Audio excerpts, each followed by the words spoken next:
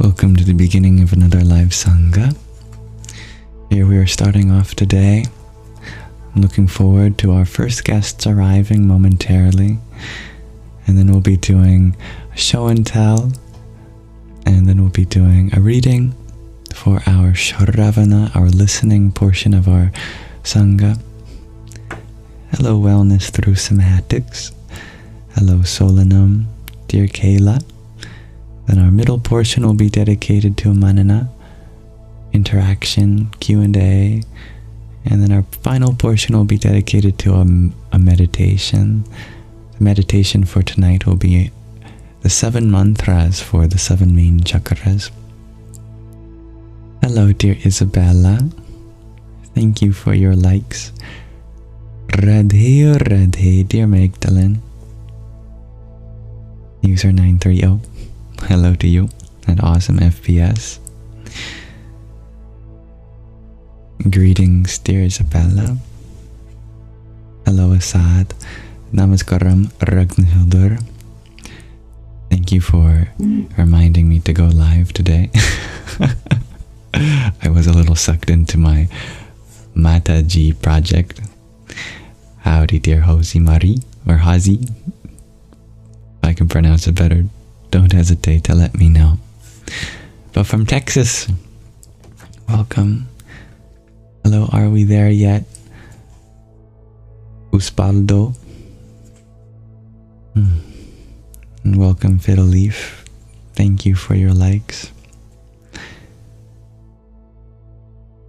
Om Sahana Vavatu Sahana Bhunaktu Sahaviryang Karva Vahai Tejasvina Vadhitamastu Ma Vidvisha Vahai. Om Shanti Shanti Shanti. Welcome, dear G. You share the bass level on the mic is a bit too low, but that is good to know. I think I'm speaking a little quieter today. Probably it, because I don't think I've changed anything else. But maybe something has changed, I'm not sure. Let me double check I've got the right settings. Looks good to me, but let me hear myself. Testing. Yeah, sounds good to me. I think I'm just quiet today. Anyway, that prayer means, may the divine protect us both together. May the divine nourish us both together. May our study be vigorous and effective, and may we not mutually dispute or hate any. May there be peace in us. May there be peace in our environment.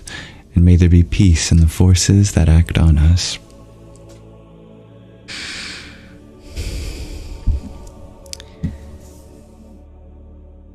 Welcome, dear Melinda. I hope you are all feeling as well as you can be in this moment.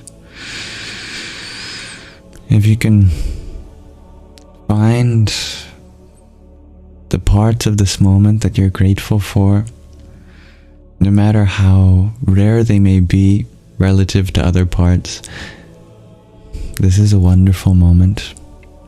It can be the source of our peace, the source of our teachings, but no matter how you're feeling, that's allowed too. Just exactly as you are in this moment is a perfect place to start. Welcome, Rebia, Avis, dear Blue Lily, Janet, and Virgil. Welcome one and all. Thank you for your likes, Melinda and Blue Lily. And they're never expected, but they help push the live stream to a wider audience. Is it me or does my camera look a little blurry today? Or maybe I'm just glowing.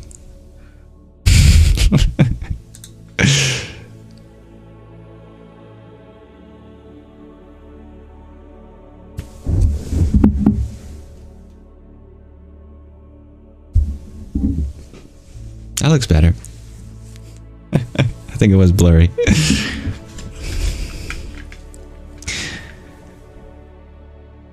Now, to start off our Saṅgha today with Shravana. Welcome, dear Talon. I have a show and tell for all of you. I love to hold space for those here. Today's come from Tacoma, and this is what Tacoma has learned in his 29 years, which I thought is a really interesting show and tell. It's just a few paragraphs that I'd read to you. Some philosophizing. I haven't read it yet myself, besides just a cursory pass. So I hope I can express it as best as Tacoma has intended. Consciousness is one hell of a thing. Off to a great start. Coupled with the flexible body comprised of over 80% water. We are free to roam this land we call Earth. With each brain comes a deoxyribonucleically grown consciousness, strong enough to justify the possibility that we are the universe experiencing itself. We have already quantified time down to the nanosecond. A number can now be given to the age of the unfolding of this universe-sized chemical reaction in which nothing is involved that is not evolved from everything before it. Nor can it be added or subtracted to. I know this, yet I still daily wonder what in the seven suns any of this is. This all is expanding, but known it is that billions of years a journey it would take that light to reach the edge of this expanding all. What lies beyond? Could the properties of the outer realm negate the existence of the average photon? May there be more than 3 dimensions? Perhaps this was once pure energy. How small can pure energy of everything realistically be? The mass would be quantifiable. 'Twould be equal to the mass times the speed of light squared. This is Einstein's famous saying. I'm beginning to think these laws only applied to the early nanomoments of the all. Before the antimatter cancelled out the energy that was transformed into the heavier elements in the nuclear fusion reactors we know as stars. Nothing can move faster than light. Could the nothing in that statement be pure energy? The question arises yet again. Through what? Into what? What did this realm push out of the way? The questions I ask have no answers. There's a certain beauty to that. A wall I hit when reason no longer applies to my hypothesis. No combination of words exists to justify a conclusion. Reality perhaps, then, is not a mystery to be solved, but a reality to be experienced. Keep questioning, pondering. Through knowing, there may not be an answer. So that is Tacoma's understanding in what they have learned in their 29 years. And they also had written in addition to that, I've almost died so many times, the rest feels like icing. Thanks for sharing your view. Heart emoji. So thank you all for listening to that. I thought that was a really unique show and tell.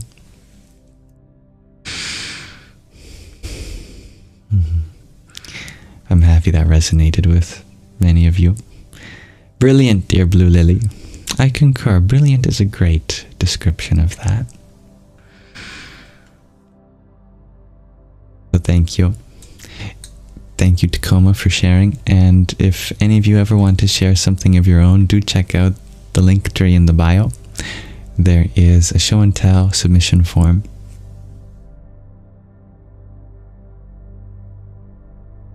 Welcome everyone who joined while we were reading. More than 80% water, hey? I think I might be a little less than that. And I forgot to pour myself a cup of water before I began. But hello, dear Baza. Thank you.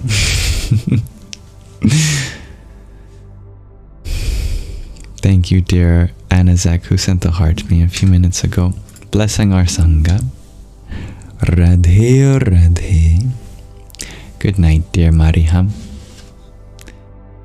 Dear Ryder, you had asked for any advice on accepting/letting go of things to move forward. Well, you have correctly stated how it works. In order to move forward, we absolutely do need to accept where we are and let go of where we've been. But you can always continue to learn from the past.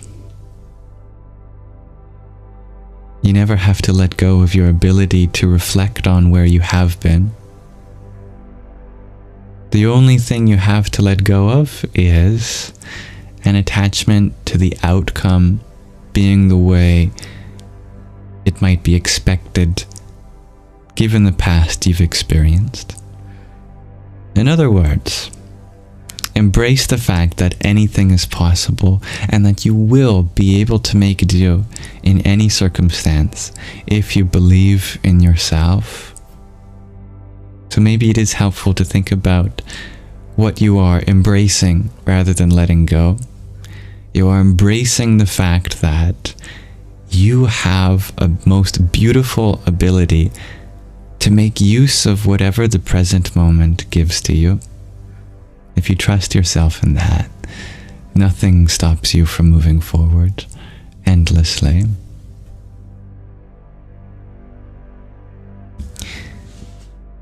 Hello, dear Donsuela. I like how I'm often auto-corrected to tan. Because I am anything but tan. I've got too much Irish genetics. In fact, it's difficult to tell where my Santa hat begins and my forehead ends. Of course, dear Ryder. Hello, Mooney. Thank you, dear Fiddle Leaf, for the rose you sent too.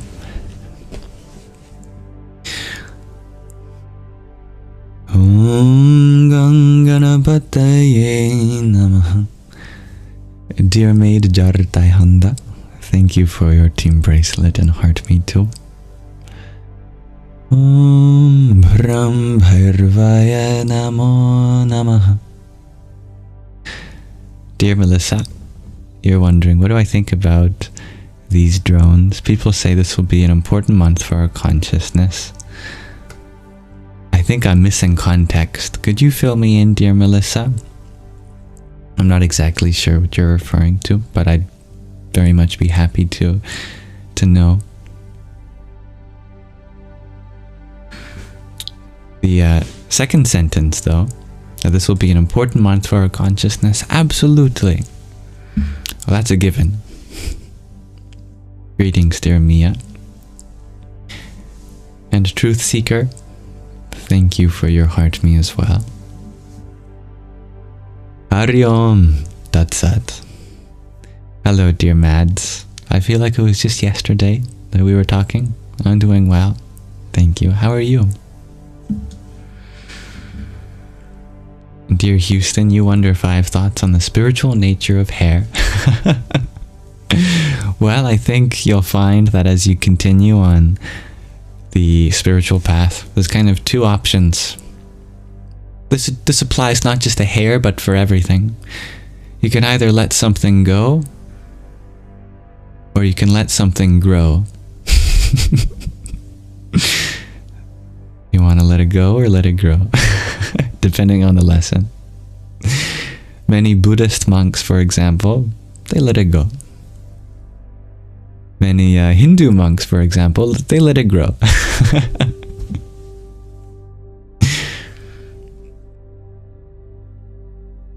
That can be a new mantra, dear Fiddle Leaf. Let it go or let it grow. You're good, Mads? Just woke up from a nap? Well, good morning.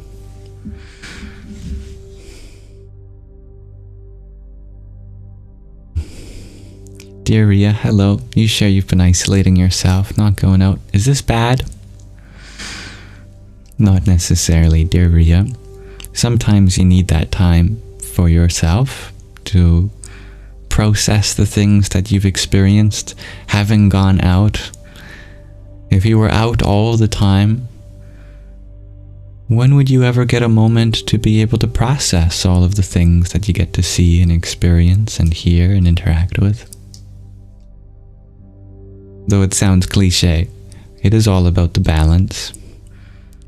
It would be unhealthy to be outside 24/7, but also unhealthy to be inside 24/7. Find a rhythm that works for you. Everyone is different. Some people need more processing time. Some people need more adventure time. Which is a registered trademark. And some people need different amounts at different times in their lives.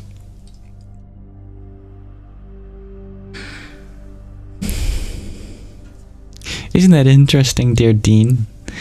Buddhist monks certainly trim their hair, but the Buddha is famously depicted with hair. There was a story in his life, though, where he did cut his hair symbolically.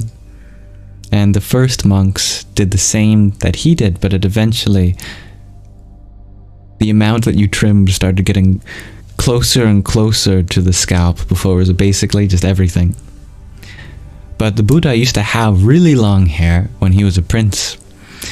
And then when he finally decided that he was going to become a Buddha, or renounce his kingdom, he knelt before a river, and then he cut off like a tuft of his hair. Not all of it, but basically he had a ponytail, and he grabbed the end of that ponytail and he cut it off. And then he let that tuft float down the water. And many Buddhist monks did the same thing. So in some of the earliest depictions, even the monks have hair still. Kind of like Zuko, exactly like Zuko, dear Mooney. Yes. Dear Mia, you had the best adventure time today. I'm so happy to hear that. Dear Mads, you ask, do I have plans for Christmas? Nothing big. No, just hanging out with my family. My nuclear family, that is. Oh, you never have to apologize for an autocorrect, dear Don Swale. It is not your fault. Nor do I mind being called anything other than Yam. Hello, dear Paige.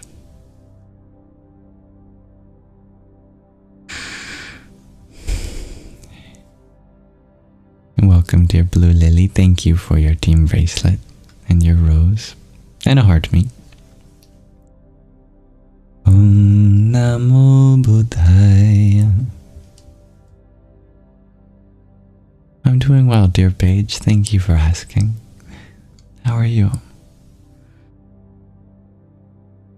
Dear Dean, you ask, why did he do that, the Buddha, with the hair and river, letting go of vanity? That makes sense to me.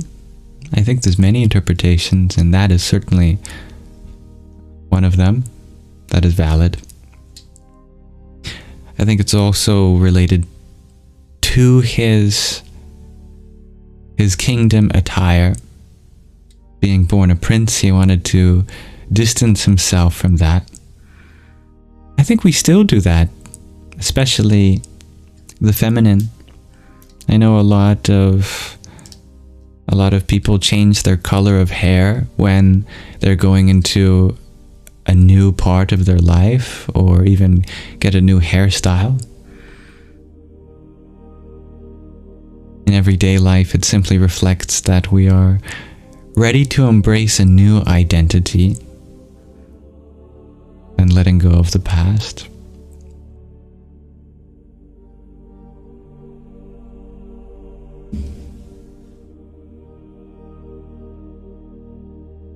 Mooney, you're wondering why I use dear when referring to people as a term of endearment.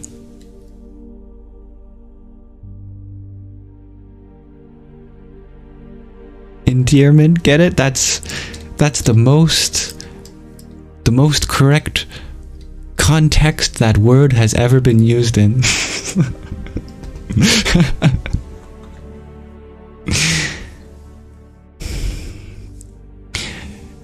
Dear Ella, you share that you wish you could stop drinking alcohol. Well, the universe has certainly heard your wish loud and clear, and I wish for you to receive many blessings to be able to have that become a reality. Within you are all the seeds necessary to blossom into sobriety. The next steps for you is holding the vision of your future self clear in your mind. And if you find it helpful, pray for the steps that take you to that vision to become ever so easier to embark on than any other alternative.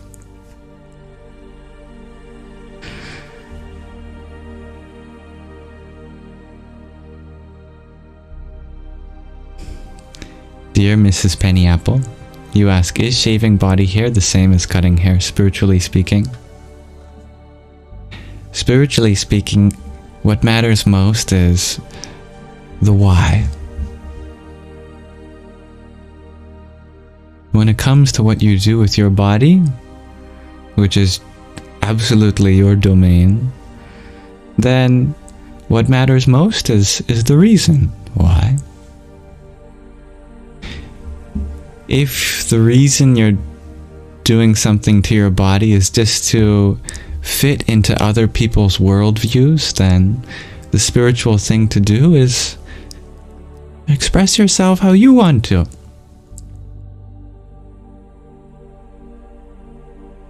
Rather than how others want you to. But if you're interested to know some of the subtle connections between cutting hair and the energy in our body, consider gardening. Any gardener will tell you that if you want a plant to bring its resources to some part of the plant, the best thing you can do is trim in that place, to prune. Which can be counterintuitive, because aren't you taking away part of the plant in a place that you want there to be more plant or more resources given to that part of the plant?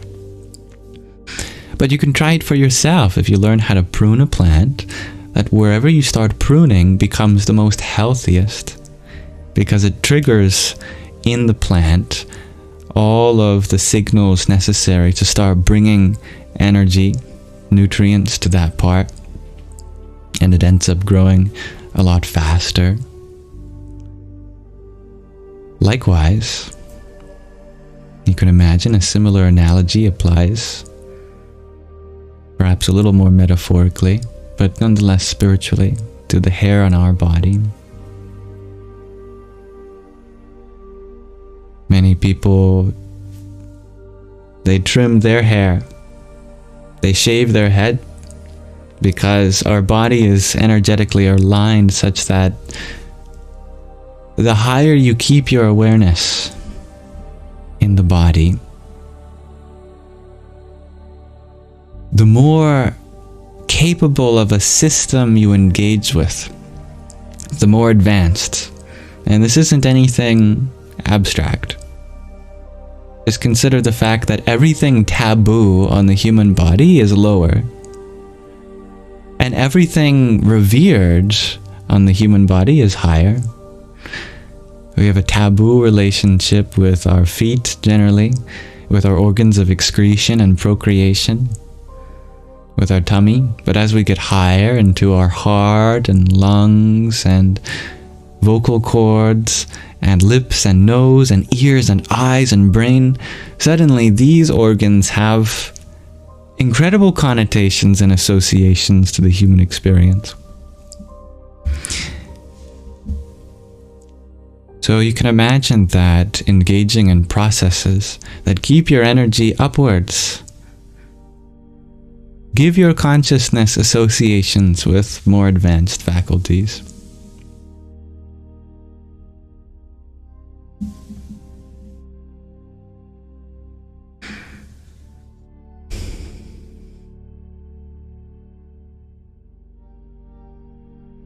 And thank you, dear Kitty Cole, for the heart me that you sent. Om Shri Mahalakshmi Namah.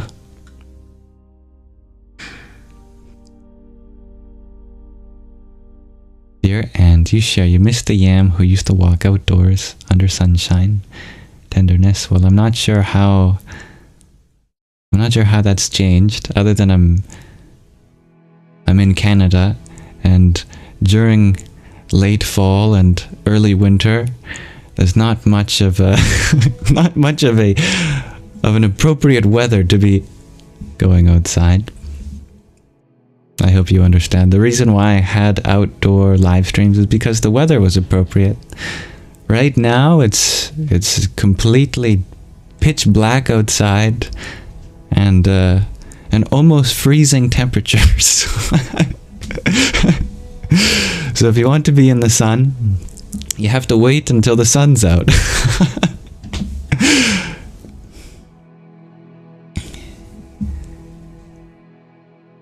Dear Tatvamasi, thank you for your quintet of roses too.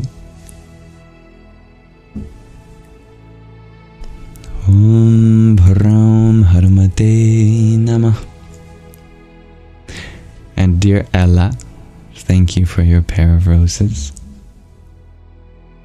And another septet of them. And another one. Never expected, but always appreciated. Om Kring Kali Kaye Namah. Dear Mooney, you provide the idea that instead of bringing our energies higher, why not making the lower less taboo instead? That's absolutely an important part as well, but it isn't sufficient, because if we're always living in our lower faculties, then we never engage in the possibilities of our higher faculties. For example, it is true that there is a spiritual importance to our organs of excretion and reproduction, but we can't only live at those levels, because there's so many other possibilities that are necessary for our spiritual growth that can only be attained through the heart, through our ability to communicate, through our ability to engage in unconditional sight and sound and cognization. I hope that makes sense. But indeed, in order to go from one of these faculties to another, we have to be able to accept the spiritual purpose of each part.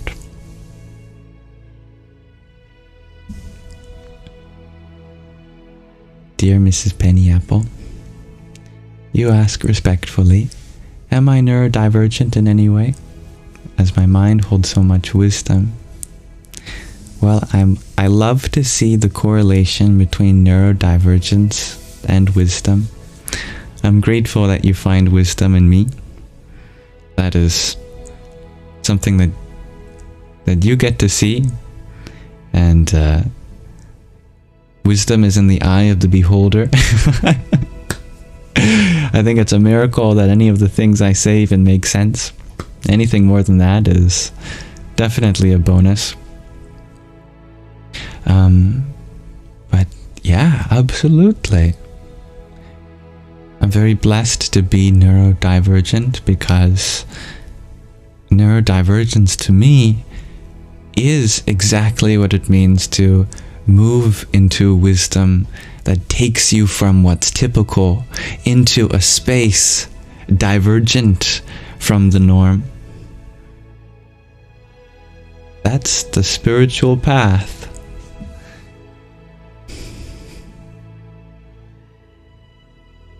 Hello, dear Wow. That's right, dear G. We need a moderation in all of our faculties. Dear Soul, hello. You have a question. Do I think being vegan is crucial when being spiritual? What goes into your body? By the way, this is a great question. What goes into your body is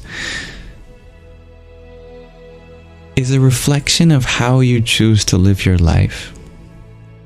If you live as an athlete, what goes into your body is going to be very different from someone who lives as an office worker. Someone who is always traveling, what goes into their body is going to be very different from someone who always stays at home.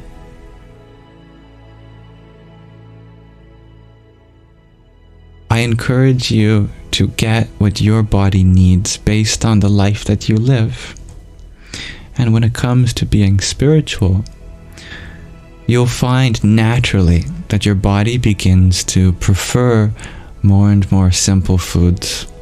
And those include fruit, they include whole vegetables, they include nuts and seeds, legumes, things like rice, fresh squeezed juice, things like that. So don't worry so much about diet. I think diet is a very nuanced word that can hold a lot of emotion for many people. Continue to strive to live the life you want to live, and pay attention to what your body needs to accommodate that.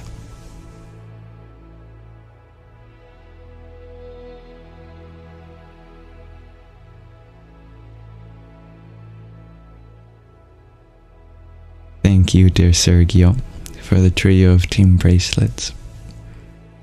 Your tiny nippy, your Gigi, your heart me, and trio of team bracelets. Om Namo Bhagavate Vasudevaya. Dear Mooney, you share for eating. You think nutritional goals can be better than diet. Yeah, I like that. I would prefer that term. And thank you, dear Paige, for your pair of roses. Om Shri Mahalakshmiyai Namaha. I trust your journey, dear soul Lumina. Make sure you take care of your nutrition. And who knows, you might end up returning to that diet with more knowledge and understanding in a place and context in your life where it makes sense. But I wouldn't judge yourself for for craving anything in particular. It's not like we choose what we crave.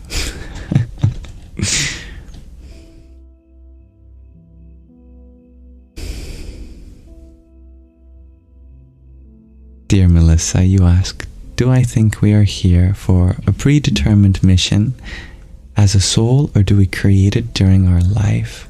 That's a beautiful question, dear Melissa. There's a really interesting answer that's given in the Bhagavad Gita. In the Bhagavad Gita, which is an ancient scripture that covers all sorts of spiritual mechanisms, like soul contracts.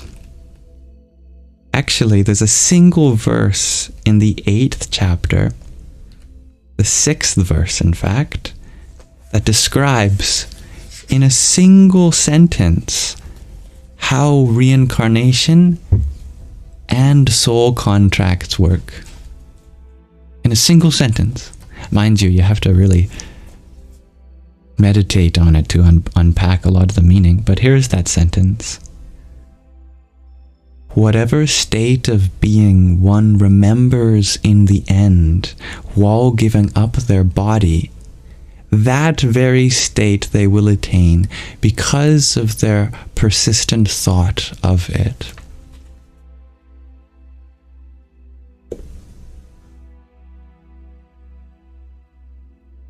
This means that whatever you think of, whatever you keep in your mind in the end, in your next life, that is your soul contract. There's a lot of other conclusions about the way that works by extrapolating the meaning there. Now, it isn't exactly mentioned in that verse, but in other verses it explains that the human is very unique because it's the only, well, at least on this planet, who's to say about other planets, but for Earth, a human birth is unique because you can always change your mind. For every other birth, your dharma is set for that lifetime. But for a human, even 90 years into your life, you can change your mind and go, actually, I want to do something else. Like how you could spend years pursuing a degree in, let's say, business, and then just before you finally get that degree, you go, you know what? Screw this. I'm going to drop out and I want to start a journey across the world and just start a blog and meet people along the way. I have no intention of creating a business anymore. I want to be a traveler. I want to meet people. I want to chronicle, or I want to catalog my chronicles. A human has the ability to do that spontaneously in any moment.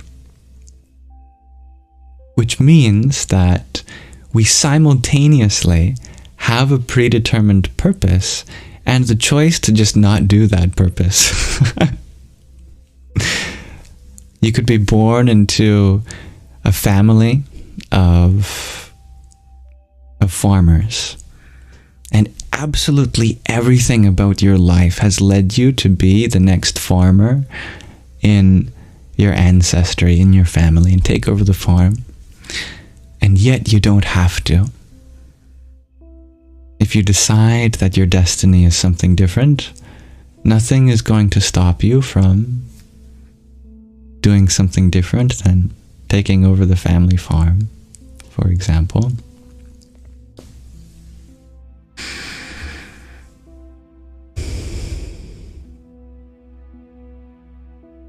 It's always up to you.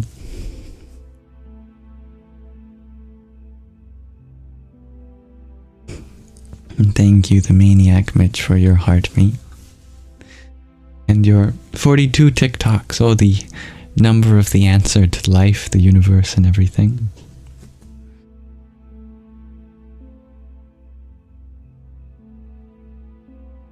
Om Bhur-Bhuvasvaha Tatsaviturvarenyam Bhargo Devasya Dhimahi Dhiyo Yonah Prachodayat. Welcome, dear Ben, and dear Dissolving Florist. Thank you, Melissa, for your heart me as well. Om Kamlir Mahakalikaye Namah. Thank you, Dissolving Florist, for your finger heart as well. Ram Ram. And Fiddle Leaf, thank you for your subscription. Always look forward to our paths continuing to cross, and I will always be dedicated to learning from you and helping you grow in anything that you give me the consent for.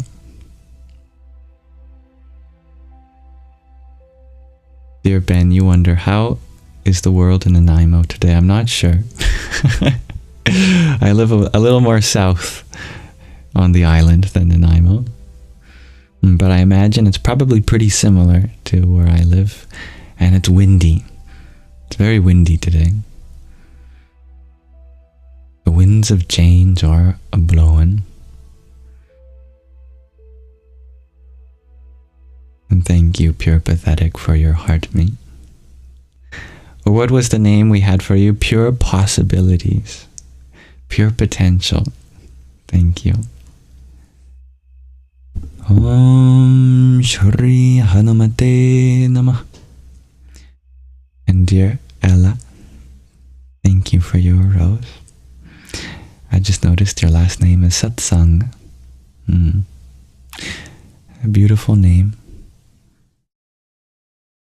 Literally meaning the association, the Saṅgha of truth, Sat.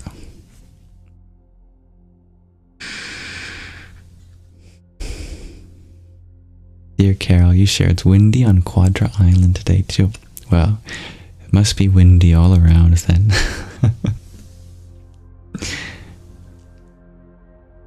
Now normally I start these lives with another reading of our book, but there have been some great questions that have come before we've got to that yet, and I don't want to dismiss your sincere inquiries. No, Dean, I do not practice a martial art. Although I imagine it can be a great source of discipline, I feel like the universe gives us reasons to use what we get. And so I fear that if I were to practice a martial art, that would signal to the universe to put me in situations where I need it. And I don't want to be in those situations. If ever someone is attacking me, I hope to take advice from saints like Jesus, who said, "Turn the other cheek." I have no aim in physically overpowering another person. If someone wants to express their anger on me,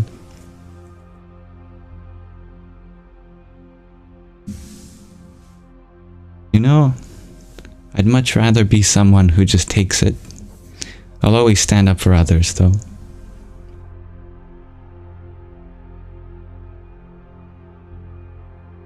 And thank you, dear NQABA, for your rose. Hare Krishna. And dear Ella, thank you for your additional quartet of roses. Om Gham Jahnavyai Namah. And dear soul, thank you for your flowers and friendship necklace. Jaya Sitaram. Now, dear Bastion, you had asked, how can one overcome addiction? Try this word choice instead, as a start. Instead of overcoming it, befriend it. Consider the substance not as your enemy, But right now, as a friend that you need to set some boundaries with, understand it. Seek to create a healthy relationship with it, rather than overcome it or overpower it. These words can create the very resistance in you that might be giving you a reason to be addicted to something. It sounds counterintuitive, but if there's any part of it that we are resisting, ironically, it's that resistance itself that adds to all the stresses in our life and the reasons why we pursue unhealthy coping mechanisms. So for anything in life, I hope for us to befriend whatever it is, to seek to understand, to relate with in compassion. In other words, do not make it into a battle. Make it into a place for you to bring compassion. Just that change can completely redirect how you deal with it, from something that takes something away from you to something that you can continue to attend to. Thank it. I like that, fiddle leaf. But that's of course the first step, and there are many more steps. Another step that's really helpful is to clearly see for yourself the version that you know you're capable of being. Set a realistic expectation for yourself and keep that in your heart. Pray for guidance and forgive yourself for any setback, because naturally there are going to be ups and downs on your journey to being free of it. And remember that it's not your effort alone, but by the help of everyone that can, as well as the universe, or if you prefer to use the term divine. Feel like there's more than just your effort guiding you. You're never alone.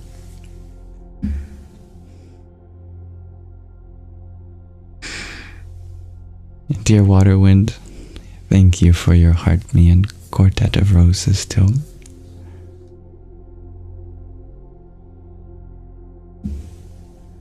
Ariom Tatsat.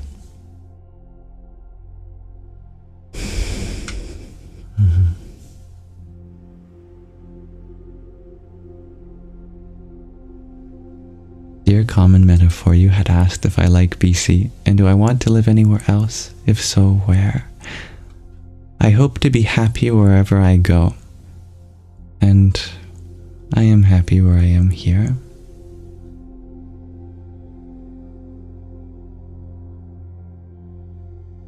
Dear Derek, you wonder what my opinion is on the aliens everyone is seeing. I don't have an opinion on that.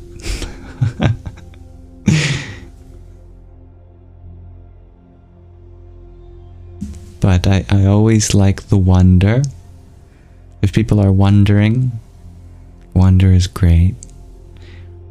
If people feel inspired and connected to something bigger than themselves, those are great feelings too.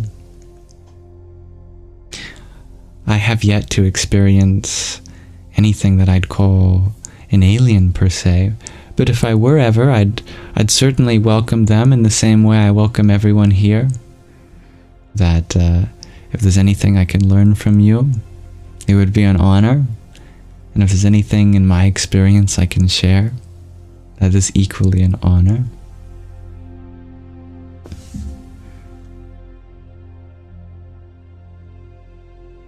I'm sorry that Mataji has traumatized you, dear Moni. Sorry that you were the first test run of her new positive reframing feature. But you actually really helped me make that feature a lot better. So, sorry for being the trial run.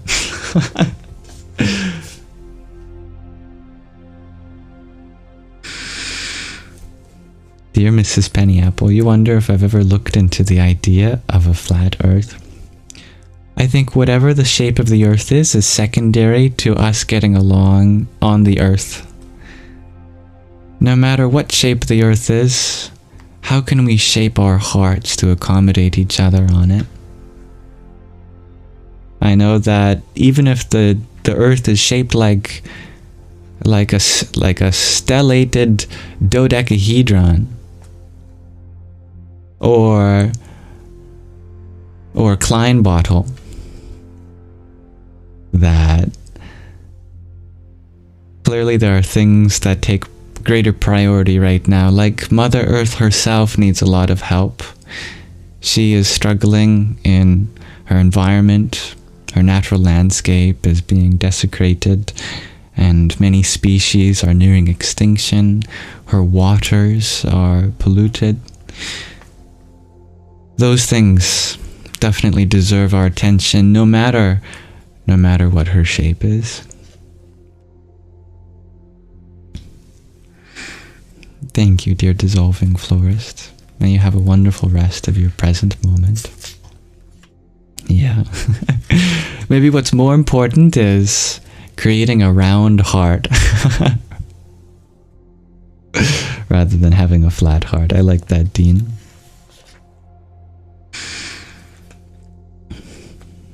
Yes, you're good at testing edge cases, dear Mooney. I can tell. Thank you, dissolving florist, for your hand hearts. Here's some for you.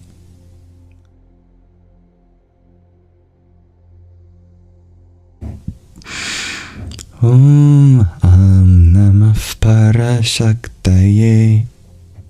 And dear Isabella, thank you for your trio of roses. Om Brahmane Namah. Hello, dear Marcy. Alright, I would like to read the next part of Moksha, liberation, now that I have a moment. Thank you, everyone. We left off in a woman's journey to self-discovery and freedom from suffering, when she had come to a hotel with Sid, who is secretly Shiva, form of the divine. And actually, our protagonist is secretly Uma, another form of the divine, but she has yet to remember who she is.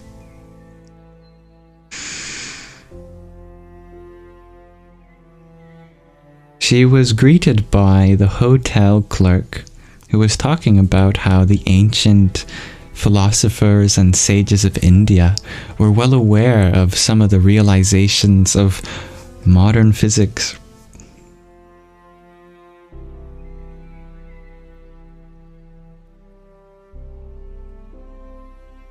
I went in search of Himalayan Adventures Nexus, devoted to a safe mountaineering since 1931. She's on a trek up into the Himalayas, recommended by the van driver, and spent the next hour shopping for any eventuality. I had been a competent hiker in college, and in any case, this trek, as I understood it, would be a leisurely walk along a well-trodden trail with periodic rest stops at lodges, tea shops, and campsites. I returned to the Virat with several large bags. Virat is the name of this lodge.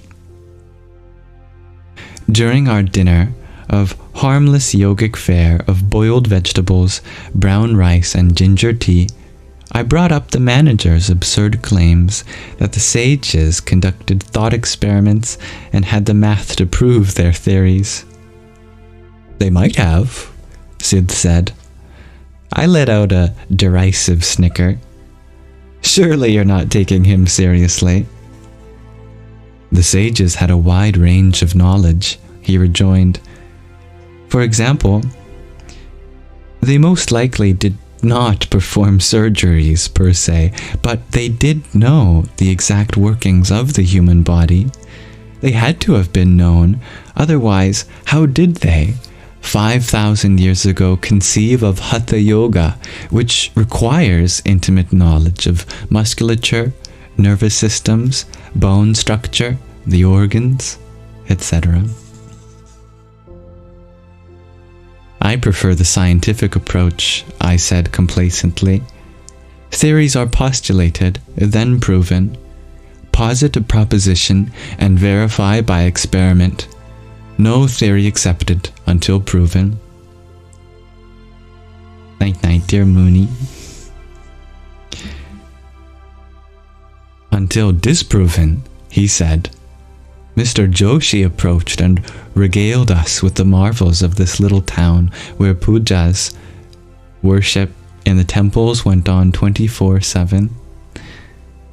Uttar Kashi never sleeps, he said, raising a finger triumphantly, like New York City. He insisted we take a walk after dinner and rattled off a number of sights not to be missed. We promised we would, and satisfied, he left us to run after one of the serving boys. The night sky was brilliant with stars, the air crisp and cold, and I was glad for my new wool socks and fur-lined boots.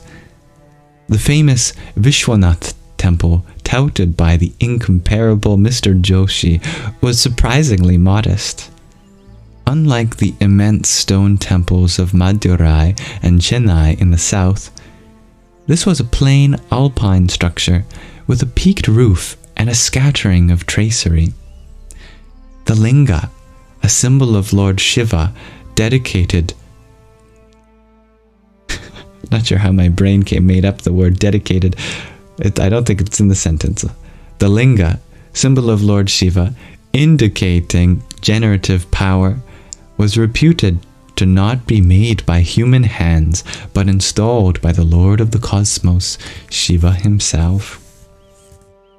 It tilted to the south, the direction that a youthful Lord Shiva faced when he silently imparted the Vedas, one of the earliest revelations of humanity, to the 4 elderly sages. Across from it was an even simpler temple, painted a dull rose and dedicated to Shakti, the mother goddess. A giant trident pierced the roof of its modest porch. The trident, or Trishul in Sanskrit, was Lord Shiva's weapon of choice, but this one, 1,500 years old, Mr. Joshi had stated with confidence, was wielded by Shakti, the mother goddess, in her form of an enraged Durga. When the annihilation of a demon, or perhaps an army of demons, became necessary. It was constituted of many different metals, and according to the all-knowing Mr. Joshi, when one leaned against it with all one's weight, it did not bulge, but when touched with a finger, it reverberated. I refrained from performing either experiment. That night I leafed through Mr. Joshi's pamphlet. In the main he had set down tenuous connections between the discoveries of the sages and physics, quantum entanglements, Heisenberg's uncertainty principle, superposition, and Schrödinger's cat, that may be alive or dead at the same point in time. Uncertainty principle, incompleteness theorem, theory of relativity, the tentative language of modern physics. An appendix contained exercises and riddles. Exercise 1. Are the following statements discoveries of modern science are to be found in the Upanishads, composed centuries ago? A. Human observation can change physical reality. B. Time and space are not separate. C. Matter is energy. D. Particle and field are but manifestations of the unity of the universe.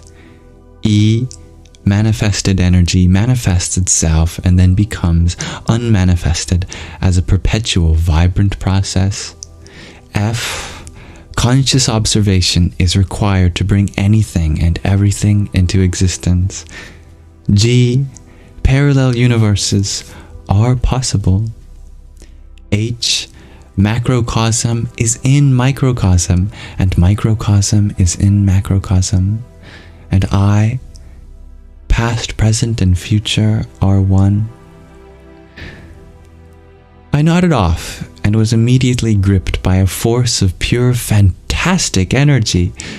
In a savage fury, I ripped off the trident from the roof of the Mother Goddess temple porch and made ready to hurl it.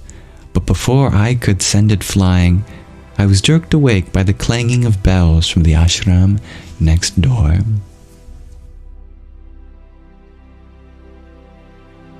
That's the end of the 11th chapter. Thank you for listening. I think our dear protagonist is almost at the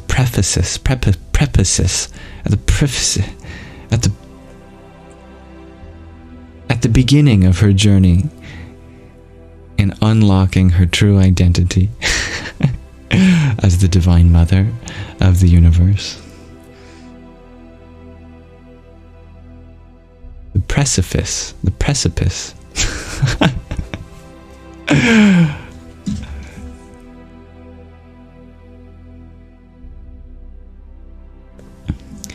Dear Stevie G, welcome. You joined in late, so you're confused on what happened. Don't be confused. It's the nature of our author's writing style. She's very talented in leaving you feeling mystified.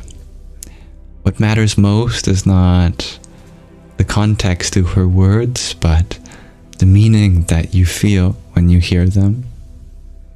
And that, I know, dear Stevie G, you are very intuitively sensitive in. The precipice.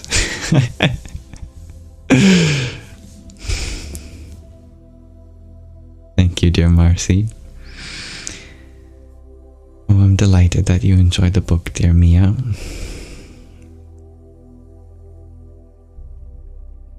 Now, that is the end of our Shravana. We've already kind of had some Manana, but now I can really dedicate the next little while to Manana, to Q&A, and anything that may be in our hearts and minds.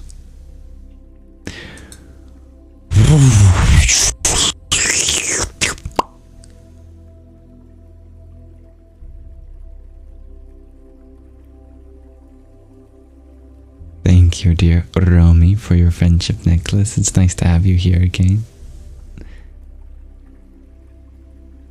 Om Aim Saraswatyai Namah.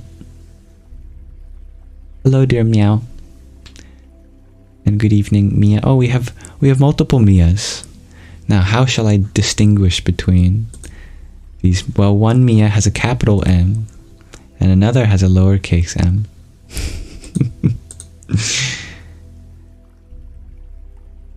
Lowercase Mia, you're Carlos's mom.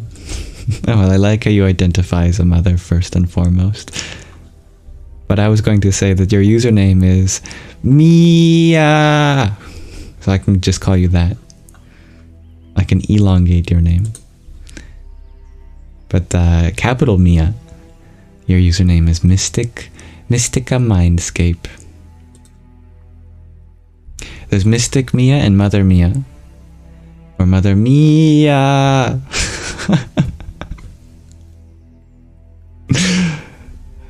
You're going to change your name to Miananda, shares Mystic Mia. I like that. You are the bliss of Mia. Ananda, a beautiful word. Oh, I'm glad you continue to enjoy the fabulous high-tech sound effects, dear Don Suela. I'm glad you enjoyed the reading. And hello, Live is Live. Dear Dean, you ask, will there always be more questions than answers, do I think? There's always a way in which we can question the last answer. Wouldn't you agree?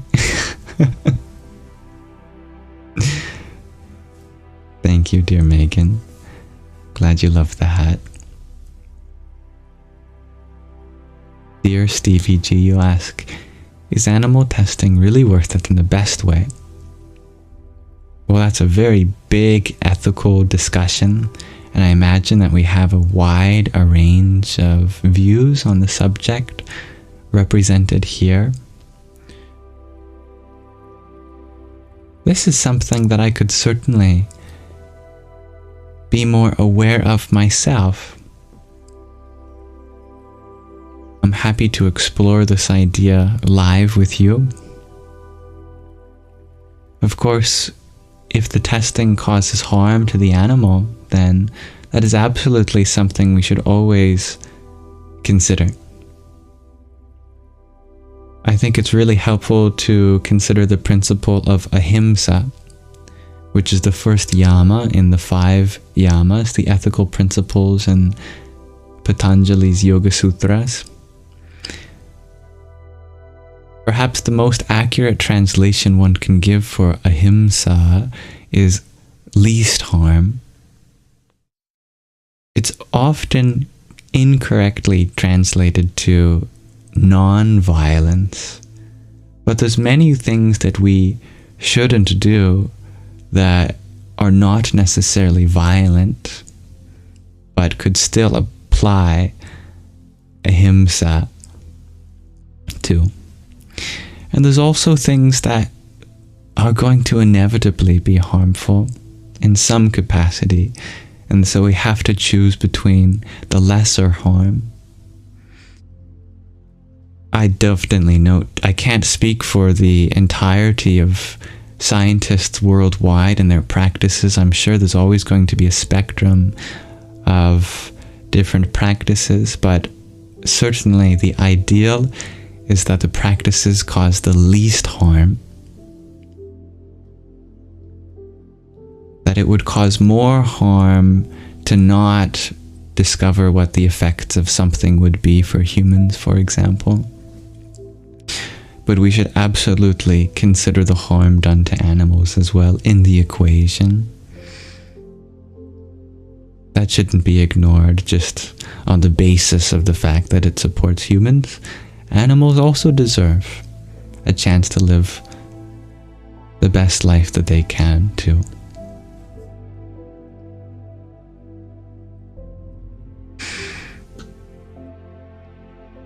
Hello, dear Julia. And thank you for saying hello. Namaste. I heard a great example by a guru, the guru of Sky Guardian G. When asked about the nature of Ahimsa, he spoke in a similar manner to how I introduced the topic, that Ahimsa is best translated to causing least harm. That's actually where I learned that translation from. He had studied Sanskrit for decades. But the example he gave was really great, which is that suppose a stream of ants has made its way into your house. By following the practice of Ahimsa, would you allow the ants to live there? Perhaps to an extent you can coexist with many bugs in your house, but if it gets to the point that it's starting to bring in mold spores or other bacteria that could adversely affect the health of the people in your household, if, all of your food gets contaminated, then are you really practicing Ahimsa when you are inadvertently allowing harm in another way?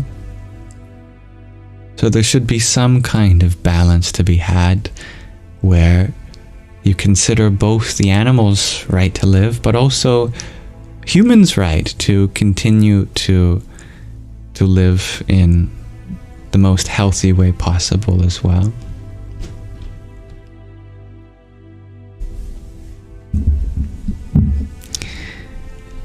notice that if I lean back, I look a little bluer. I'm wondering if I have my blue screen settings too high, and that I'm taking away parts of my face.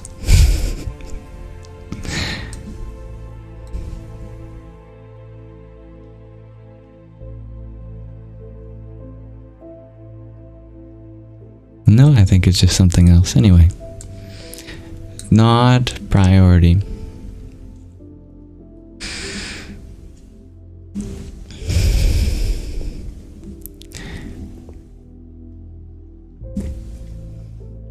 Thank you, dear Megan, for your quartet of fast bursts. Om Ganganavataye Namah. Dear Marcy, you ask, health benefits / risks aside, what's the Ayurvedic view on lab-grown meat? That's a very interesting question with a very simple answer. The reason why meat is avoided in yoga is not strictly due to the ethics, but also the what you're eating itself. The nutritional content. And so for a yogi, it doesn't matter even if the meat is ungrown, because it's still meat. It's still tamasic. That the tamasic quality is not because it comes from another animal, but because it's still biologically the same. That it affects your digestive system the same. How can I make this point a little clearer? The biggest point that's given in a sattvic or Ayurvedic or yogic diet, these are all synonymous, is how it affects your body. It's definitely a more ethical alternative than coming from an animal. But it doesn't change the fact that your body is going to interact with it the same way.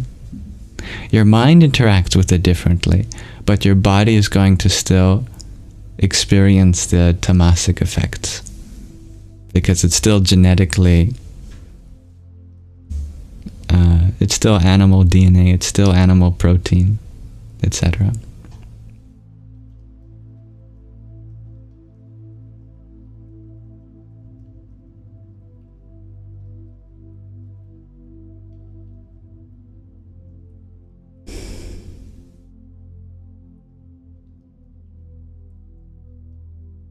Dear Mother Mia, you share you wish you could be vegan again, but your anemia makes it hard. Yes, that's something my mother struggles with too.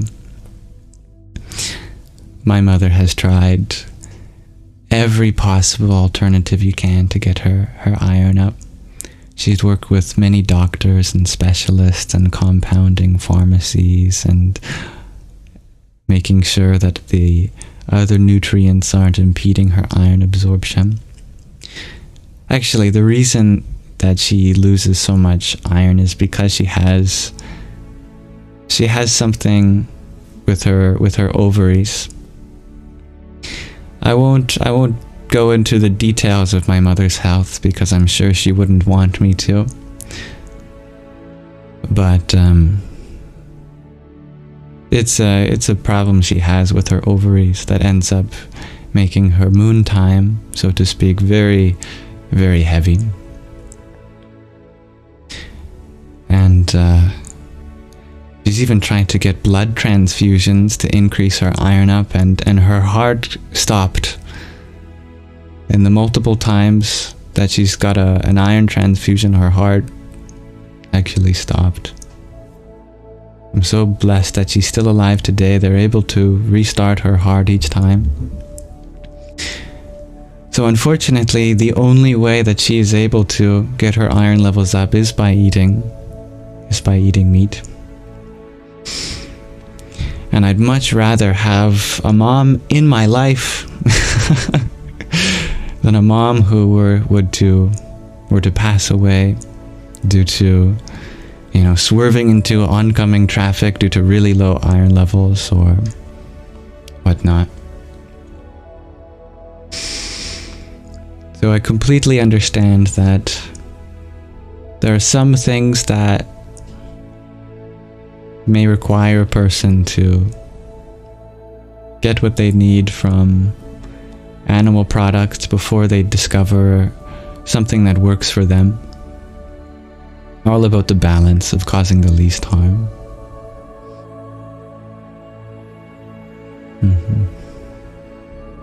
Fortunately, most things can be supplemented.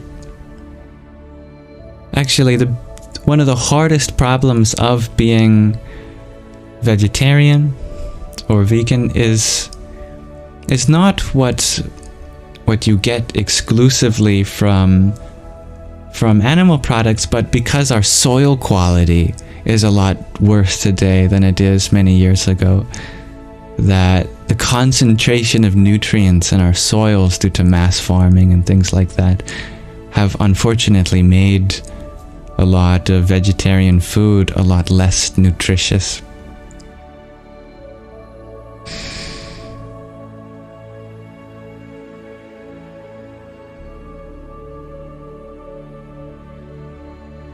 Yeah, save the soil.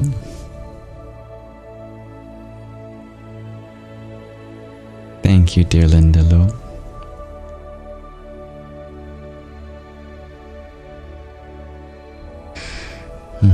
Some of you share struggles with iron transfusion too. Sounds like it's a pretty intense experience for a lot of people.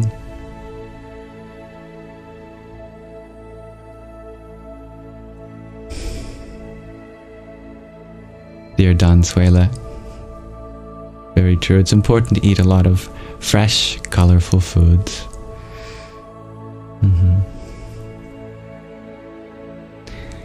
Dear Myrna, you ask, what do we do with our canines? Like our puppies? Our dogs? Or are you talking about our teeth? Probably makes sense that you're talking about our teeth. Well, there's something that I think everyone should know, which is that there's actually a fourth type of teeth set. We know that there's a teeth set for carnivores, there's a teeth set for herbivores, and there's a teeth set for omnivores.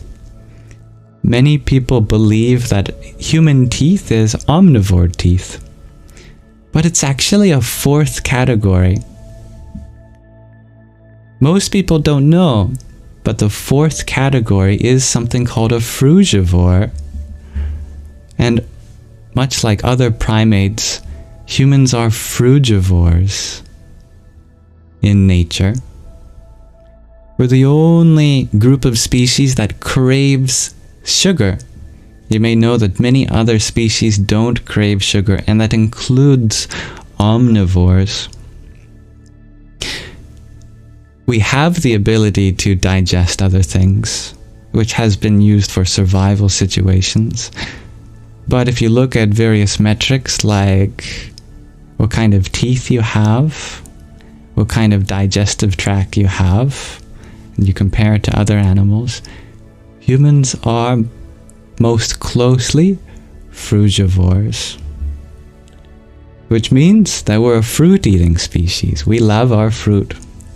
Which is why we get so hooked on sugars, because it's actually the basis of our diet.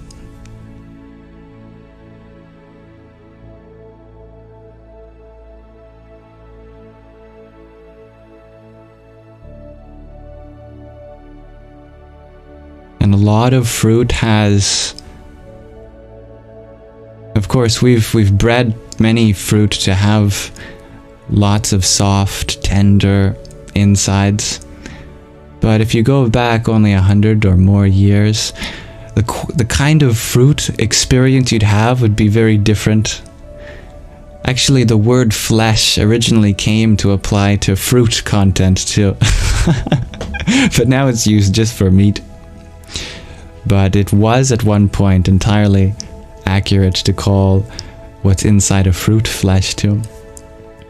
So our teeth has really evolved to eat a wide variety of fruits, especially fruits with some tough outer layers.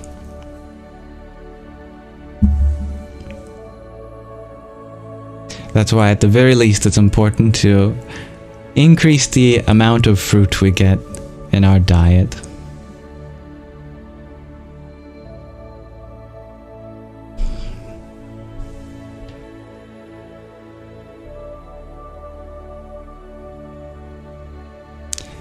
And I appreciate your help, dear Romy, that you're offering from my mother.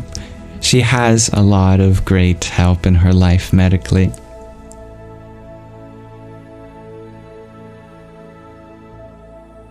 And actually, our doctor is trained in naturopathy too, but also has her, of course, official license in family care.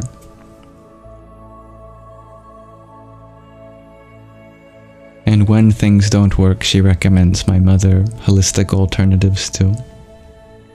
Which is really great. She's kind of the best doctor I've ever experienced. Not that I've experienced many doctors, but I certainly love my doctor. She's very good at what she does and she cares deeply.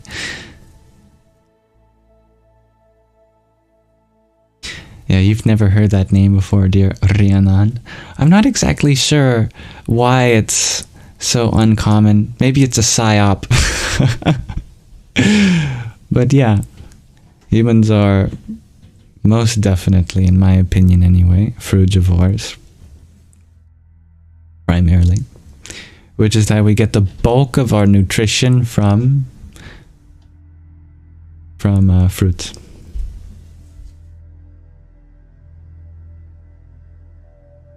Or we should be getting the bulk of our nutrition from fruits anyway.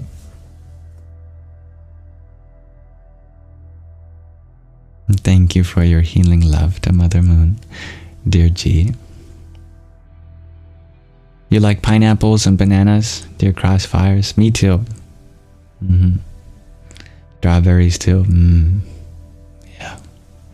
Everyone's got a favorite fruit.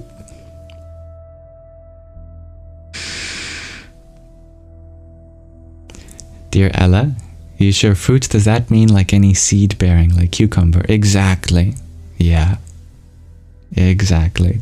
The reason being spiritually that humans are designed to eat the most consensual food. Obviously, no animal would consent to being eaten, but you might have heard other people say, what about plants? Don't plants not consent to being eaten either? And you're absolutely right, with one exception. Fruits! Fruits are absolutely designed to be eaten. They're perhaps the only consensual food. Because the tree or the bush or whatever produces the seed-bearing thing, if it's a fruit, it wants to be eaten, you could say. Unfortunately, we don't exactly fulfill our role because we often just throw out the seeds. And the point is that for us to eat it, we poop it out into the soil, and then it grows another plant like that. And so, perhaps the one exception in the world of food, or the problem of consensual nutrition, is fruit. And so, according to Ayurveda, that is the necessity of humans, because we are caretakers of the planet by nature, and so we have the most advanced systems for getting our nutritional needs from this consensual process.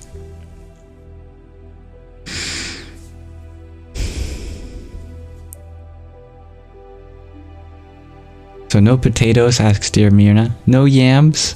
Well, there is a different argument you could make for them, which is that they are tubers, they are roots, which means that you can eat them after the plant has already died, has lived its whole life. And that is, if you didn't know, how plants like yams are harvested, is that you generally wait until the vines have died on the surface, and then you dig up the tubers. And of course, if you're farming them, then you leave some to be the next generation.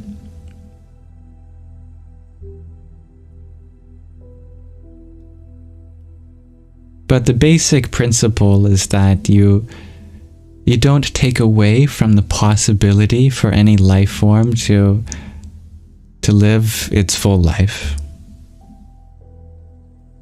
in happiness and health.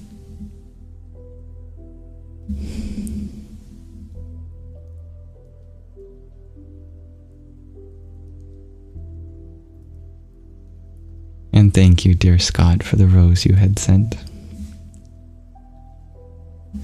Ram Ram.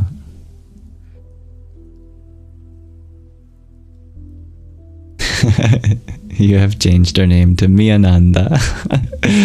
That's great.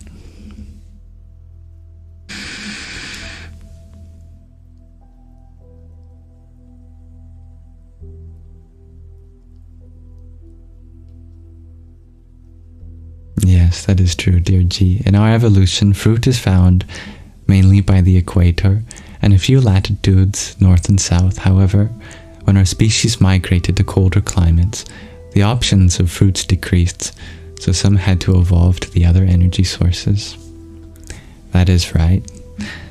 If you know your plants, I'd recommend playing Stardew Valley, because there's still things you can grow in the winter. Like winter yams, for example.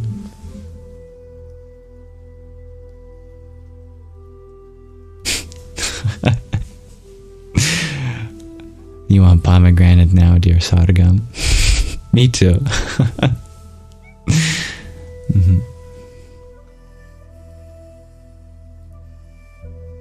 And seeds are very nutritional too, as long as we don't deprive the plant of its ability to reproduce.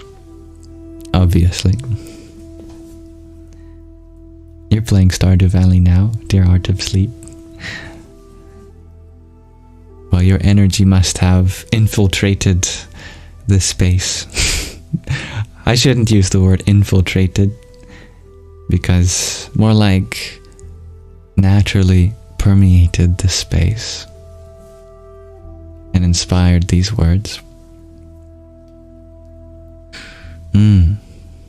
That sounds delicious, dear Scott, and very healthy. Good for your gut. Yogurt with good honey and cardamom.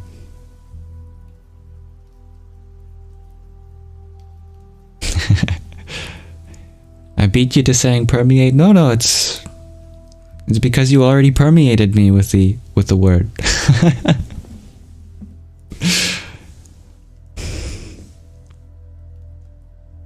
Dear Cody, you share you've never tried seeds before. What would I recommend for a first timer? You've never tried seeds before? Really? You never tried pumpkin seeds or sunflower seeds? Those would be great first timers.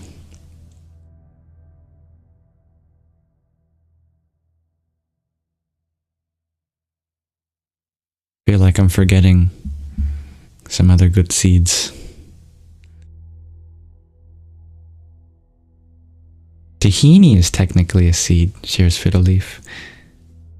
That sentence single-handedly has dismantled any understanding I had of tahini.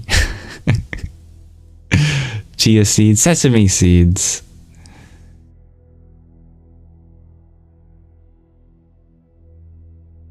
Flax seeds. What's the difference between nuts and seeds? I don't think I actually even know.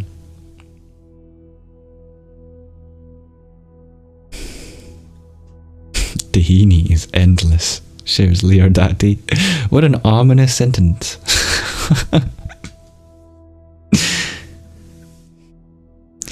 Dear Sargam, you share, next time your boss says something, you'll thank him for naturally impermeating the meeting space. Perfect. Oh, that sounds very, very healthy, dear Crossfires. You like eating Greek vanilla yogurt with dark chocolate granola? That sounds good for your gut too. Rhiannon, you share that pomegranate are like jewels you can eat. I love that. Yeah, that's a perfect description.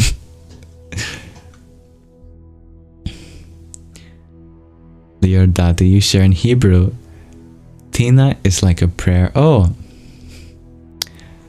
I see. I thought we were talking about tahini. Sorry. I didn't realize that was a different word entirely. It's probably not pronounced the way I pronounced it then. Thina. Well, I'd love to know more about it. I think that Hebrew is a very magical language.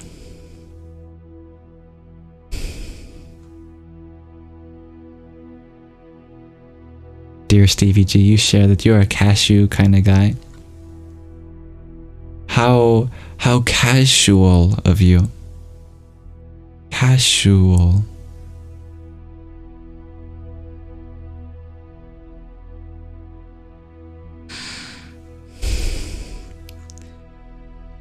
I'm gonna have to have a bad pun jar next to me, and every time I do a bad pun, I'm gonna have to put a coin in there, and then at the end of the Saṅgha, we do a draw, and then we send the money to whoever wins the draw.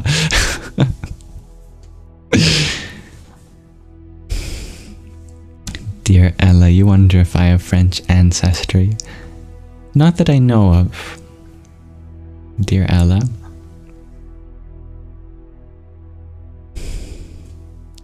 Dear Stevie G, you ask, what about inmates getting a chance to be guided, grow, and change? Well, I would love that for them. Absolutely. In fact, if they don't get the chance, I'm not sure we're really fulfilling our responsibility. I think the only way we can really justify taking people away from their life outside is if we give them the chance to have as best of a life as they can, and perhaps that means providing the tools for them to eventually do so, to grow in ways that they were limited before. So I hope that becomes something that we fight for in the world, in our communities. I once had a dream that I was put in prison. I think I had been falsely convicted. I was in Brazil in my dream, and I was framed for something, and I ended up being put into a kind of encampment. I don't think it was a prison, but it was an encampment run by some favela in the mafia. And in my dream, I was so happy that I finally got a good reason to meditate. It's a very funny dream. Because in my dream I was elated. I was like, oh my god, you're telling me that I can't do anything else but meditate basically for hours? It's like, oh my goodness, you've taken all the distractions away from being able to do my spiritual practice. I was so grateful. But I should be careful what I wish for. Because I don't think it is exactly how it is in my dream. But it does go to show that people who are in such places often have a beautiful opportunity to introspect and work on themselves. And it'd be lovely if that could be encouraged and facilitated, if people could come and teach them how to meditate, to be able to pass the time in their cells. I think that would be a much healthier addition.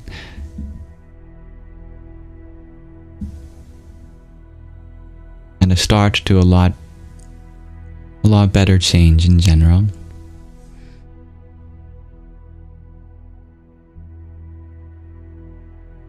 Dear Ella, you share that your ancestors were Indian and you are Romani and Celtic mix.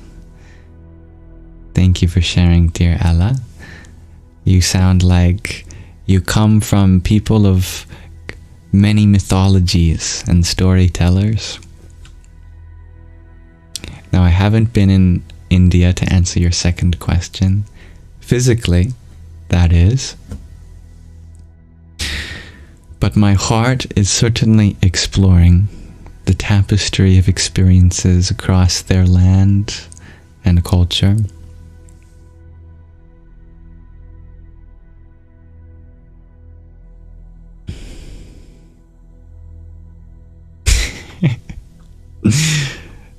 That is true, dear Mirna. Meditation can come in many ways, including now, in this moment.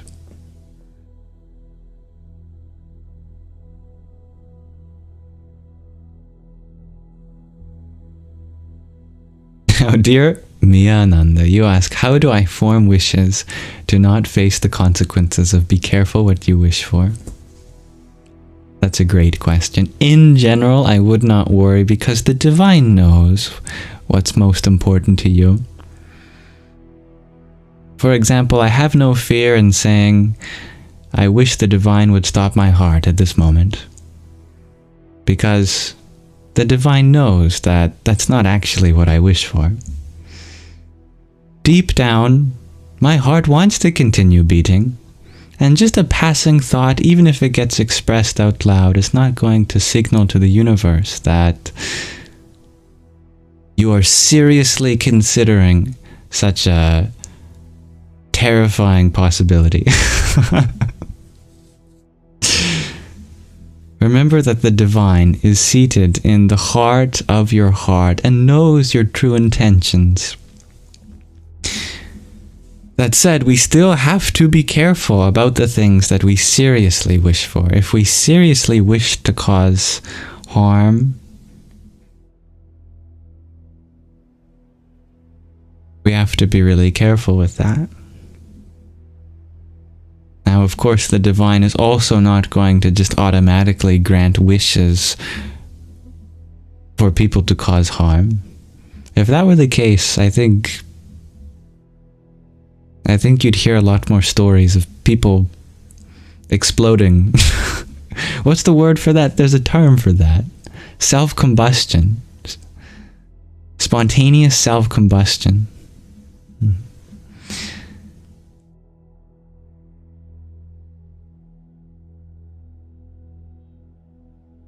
So fortunately, it is rare that the divine will actually act on such a prayer. But it can happen. It can happen if in the long run the divine knows that actually you are going to benefit from this lesson. And it's more so for the purpose of experiencing that lesson itself. Nonetheless, we haven't actually gotten to the direct answer to the question, how do you frame your wishes so you don't have to be careful of the consequences? Make sure that your wishes reflect selfless values.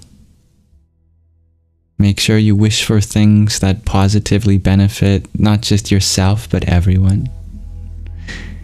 If you ever want to wish for something, make sure that you include the same for others too.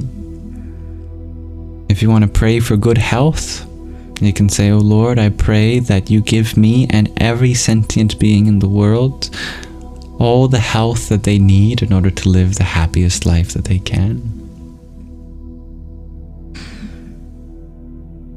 For example.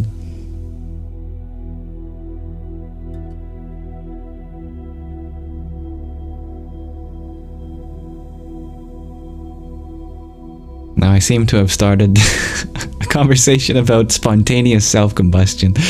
Yeah, that's a rabbit hole. Some people randomly burst into flames. Mind you, it's very rare. It's much, much rarer than getting hit by lightning. In fact, it's rarer than winning the lottery. But there have been documented cases of people out of nowhere just bursting into flames.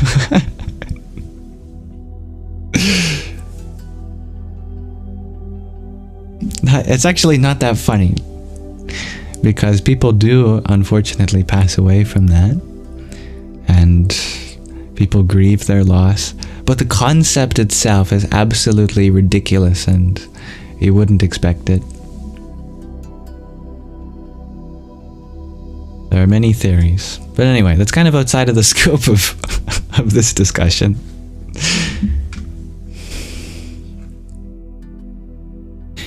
My point is, if you pray for someone to spontaneously...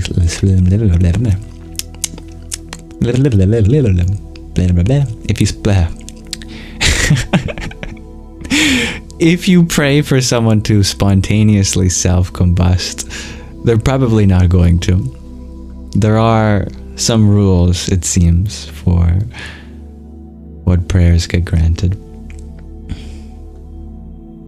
But we could look at it in a different and perhaps a more profound way, that actually your prayer is always granted. But when we pray for harm to come to another person, the only reason we would ever want such a thing is if we don't actually understand the person. It's just the version we have of them in our mind. So who we're praying towards is just that part of our mind.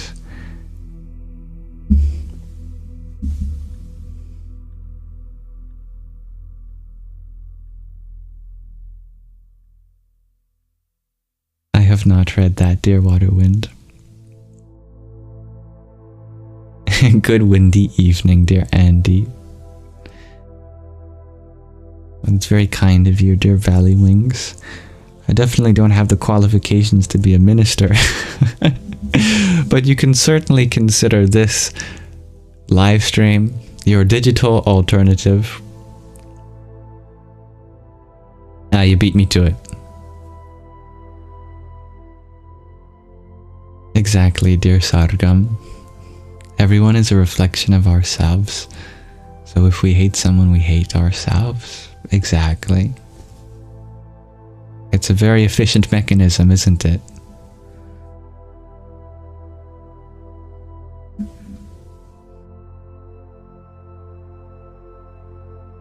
Does sound like an anime, dear Stevie G.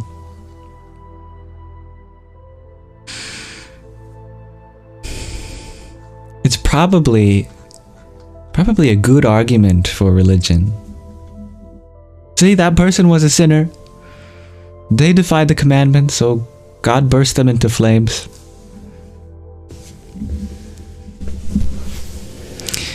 There are definitely limitations to that argument.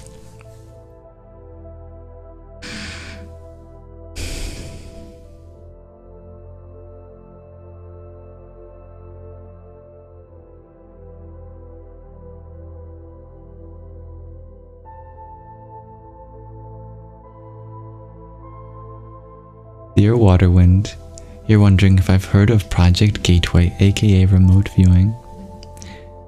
Isn't that a paper by someone in the Monroe Institute? This is to confirm that we're on the same concept. I see. Yes, I have heard of it. Dear Valley Wings, you ask, what is my take on psychopathy? Well, I leave it to professionals to decide how they want to use that term. I'm not sure if it's still in the DSM. Does anyone know if it's if they've changed the name of that? If not, I would imagine that we're probably going to see a restructuring of how we understand this in the future. It is called something different, dear Fiddle Leaf. ASPD. Well, you're going to have to tell me what that what that stands for. Well, I do also have the internet.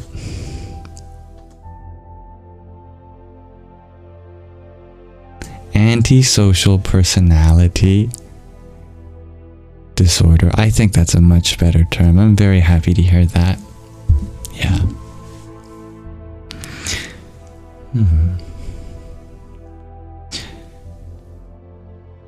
And if it is in the cluster of personality disorders, I'm not very educated on psychology, but of what I do understand, I know that almost all personality disorders can go into remission, which is something really unique. There are many conditions of our psyche that are lifelong, but personality disorders can absolutely go into remission, just like you might say that a cancer can go into remission. For example, many people with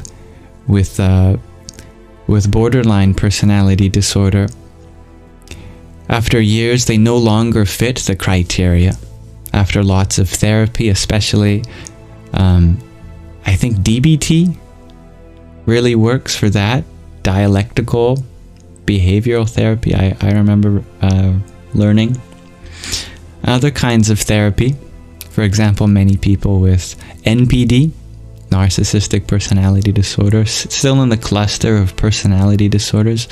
You can also become not a narcissist over time, but it takes a lot of therapy, a lot of self-work, and I would imagine the same thing is true for other personality disorders. Yeah, I like the way you put that, Sargam. You don't think they're incurable, like some people think. It just takes a lot of self-work if they choose to. I 100% agree. The important thing is that they choose to. Whether or not they choose to or not is not something that can be predicted. And unfortunately, many people do go without making that decision, but they always have that ability, I believe. It might be the most difficult choice they'll ever make in their life, but definitely one that is so worth it.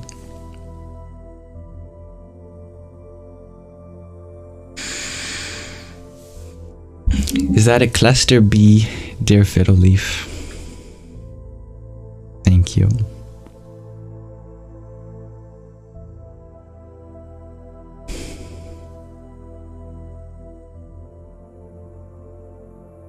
Yeah, that's a great point too, dear Myrna. That at times you can be both perhaps empathetic, at times deeply empathetic, and other times psychopathic. Although I would prefer to choose different terms than that. But in the context of our discussion so far, it makes sense. In fact, that makes so much sense. When I was a lot younger, people used to question whether I fell into that category because I was perhaps one of the least empathetic people possible. I was always in the office of how I was seemingly causing harm to every student in the class, either through my words or my actions. And I can still hear echoing my mind, adults asking me, don't you have any empathy? What I later learned was that actually I have so much empathy that I repressed it all because it was so overwhelming. That the same reason I appeared as not empathetic was the very reason that deeply I was so empathetic. I was so sensitive to other people's feelings that I tried to reject them and repress them and change them. And once I kind of learned how to allow myself to be that sensitive without repressing then, just people started saying just the opposite things. Oh my goodness, I wish everyone was as empathetic as you. So it's a very interesting journey for me, having gone from someone who was labeled as unempathetic to empathetic over the course of my life. It's neurodivergence. Yeah, you can relate with that, dear Andy.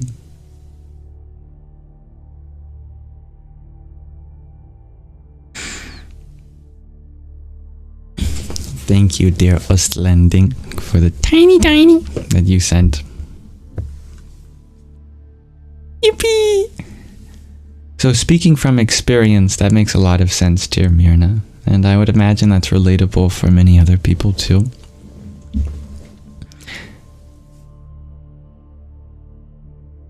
Dear Gabriella, thank you for your heart me. Radhe Radhe. Thank you, Ella, for another quartet of roses. Om Satsangaya Namaha. I've turned your name into a Sanskrit mantra. Salutations to the Association of Truth. And Ragnhildur, thank you for your swan.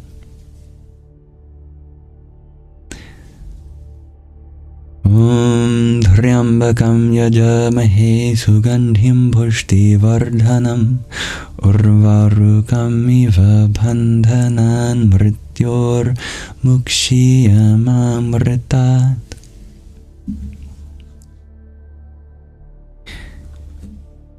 Now, dear Valley Wings, you asked because you hate only one person, your brother, who is a diagnosed psychopath. He is hopeless. Those are some powerful terms that you've used. You share he destroyed 40,000 of your property in the middle of winter and left you homeless. Well, I totally understand the feelings behind your words. And you're completely valid for feeling that way. Nonetheless, I still believe that using such terminology in the long run might not be so helpful. Identifying with the fact that you hate anyone is not going to be healthy. Hate is like swallowing a poison and hoping the other person dies. All it does is it damages our own system. Calling someone hopeless too is not something I would recommend either. Now, of course, there are boundaries that absolutely need to be set, it sounds like. But remember that hopeless doesn't mean that they don't have the ability to change. In this context, I assume it means that you no longer have any expectations. But being hopeless and not having expectations are very distinct. It's good to not have expectations. It's good to set boundaries and give them independence. That's for sure. But there's always hope. There's always an ability, because spiritually, there's no such thing as my soul and your soul. There is only the soul that pervades the entirety of the universe. It may appear that this is a being that's completely different from every other, but that's a limitation that we've decided on due to our own feelings. And I pray that the emotional wounds that have been made through such a difficult relationship get healed over time. And I pray for your brother too.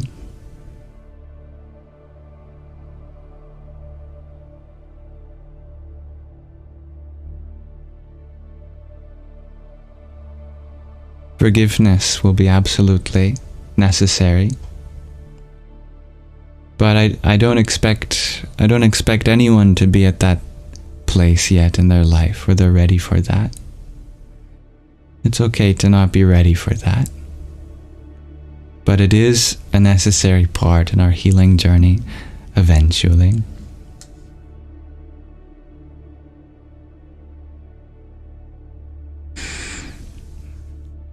You call it hatred, but it's more of a pure neutrality. That's what you define as hatred. I think we differ in our definitions then. Pure neutrality? Yeah. Nothing wrong with that. Hatred to me means that you're actively antagonizing the other person. Pure neutrality would not fit into that definition for me personally. Just so you know how I understand, or how I understood what you shared. So thank you for providing me what that meant to you.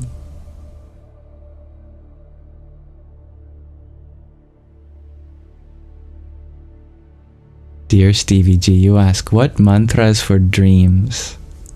What an interesting question. What mantra for dream? What part of dreaming do you want a mantra for? What is your goal with such a mantra? What do you want to achieve with this mantra? If you're asking if you can chant mantras in dreams, yes, in fact, that's recommended. That's how you know that you're very close to reaching the highest level of mantra repetition, when you're doing it in your dreams also.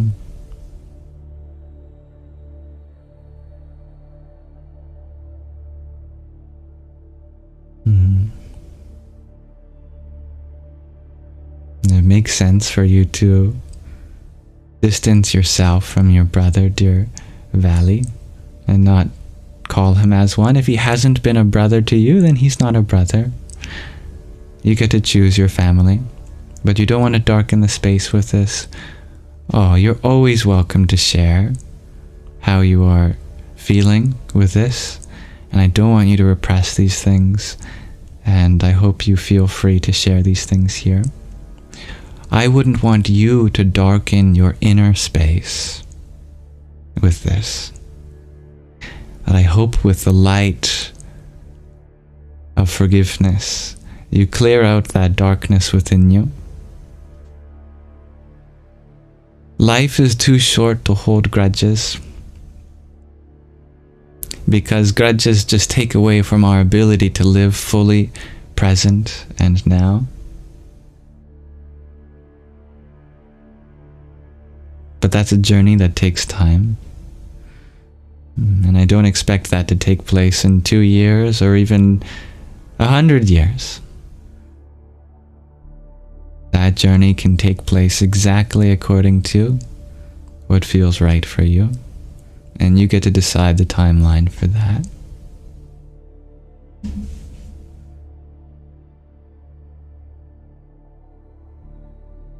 Dear Stevie G, you ask, what is a mantra for lucid dreaming?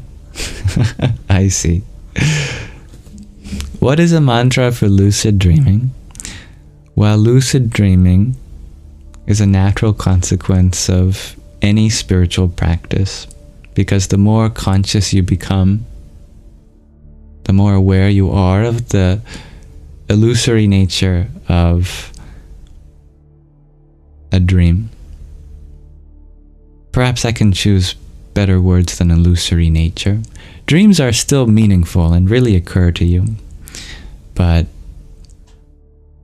illusory in the sense of misconstruing it for waking consciousness. Generally, techniques for gaining lucidity in dreams are really just a matter of reality checks while you are awake. Almost every reality check for lucid dreaming is some amount of being conscious of the fact that you're awake, that you know what to look for. You count the number of fingers on your hands, and if it's what you expect, and you count them again, and unless you had a horrific accident or a genetic mutation in between the times you count, they should be the same number of digits. In your dream you count, you get 5. The next time you count, it's 4. You go, did I just lose a finger in between I counted? Probably not. Or you can look at the time. You can say, it's 4 p.m. You look at it again.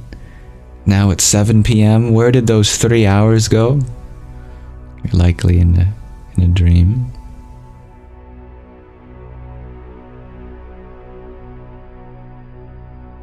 If you read something in a dream, it says lorem ipsum. You read it a second time, now it says hocus pocus. I don't know. But if you implement those reality checks while awake, then you'll start to do them while you're asleep too. This relies on the fact that dreams have less object permanence. That dreams are likely to change based on our belief that they can.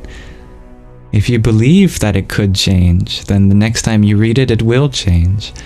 But in the physical world, just because you believe that something will change is not enough for it to change. So maybe a mantra that's centered around your beliefs can help you maintain your lucidity in dreams. Maybe you can chant a mantra that wishes for love to blossom in front of you. And then in your dreams, when you chant that mantra, of course, all these flowers are going to blossom as soon as you chant that. If you can make that mantra a habit, you'll chant it in your dreams too. You'll see the immediate effect of it. And you'll see, wow, oh, this mantra has a much more powerful effect here. I must be dreaming. Because in the world, it takes a little longer for love to blossom, for example. Maybe you can chant the lotus mantra of Buddhism. Om Mani Padme Hum. That means the jewel at the center of the lotus. Om is the cosmic syllable. Mani means jewel. Padme is the dative form of Padma, lotus. Om is another bija syllable like Om. You can translate it to Om, the jewel at the center of the lotus. In your dream, if you chant that, I'm sure a lotus will appear with a jewel in it. And that's how you can tell if you're dreaming. That can be your reality check. I must send you that mantra. Let's see if I can type it in chat for you. It's the most famous Buddhist mantra.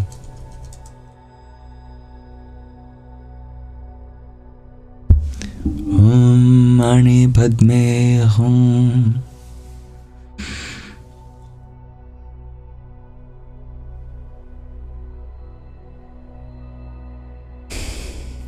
What if you chant for the god of dreams? Well, actually, you're prohibited. Not really, but there's a story. The ultimate trinity of all trinities in yoga, in classical Indian philosophy in general, is the three guna. The qualities, the energies that animate everything in this universe. Tamas, the mode of darkness, Rajas, the mode of passion, and Sattva, the mode of purity. Every trinity in life is just an embodiment of these three. When it comes to the three states, waking, dream, and deep sleep. Waking is sattvic, it is pure. Deep sleep is tamasic, it is dark. And dream is rajasic. It is passionate. As such, its presiding deity, its god, as you put it, is the abode of Rajas, who is Brahma, the creator. That's why we say this universe is a dream of the creator, because the creator is associated with dreams due to being Rajasic as a part of the Trinity. Likewise, the presiding deity for wakefulness is Vishnu, the sustainer, and the presiding deity for deep sleep is Shiva, the dissolver. But if you remember a few live streams ago, we told the story of how in Indian philosophy or mythology at this point, the creator was cursed to not be worshipped in this age. As such, almost no mantras exist for Brahma, the creator, but innumerable mantras exist for Vishnu, the sustainer, and Shiva, the dissolver. Nonetheless, if you really wanted to come up with one, you certainly could.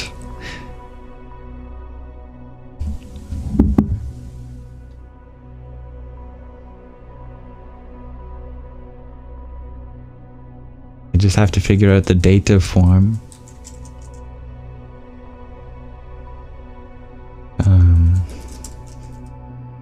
Of Brahma.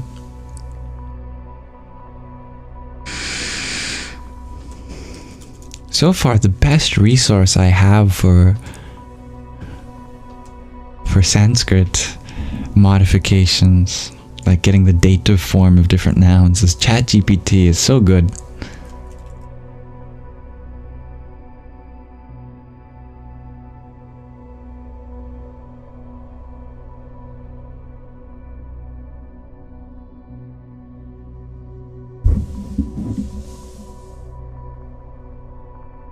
Dative form is Brahmane.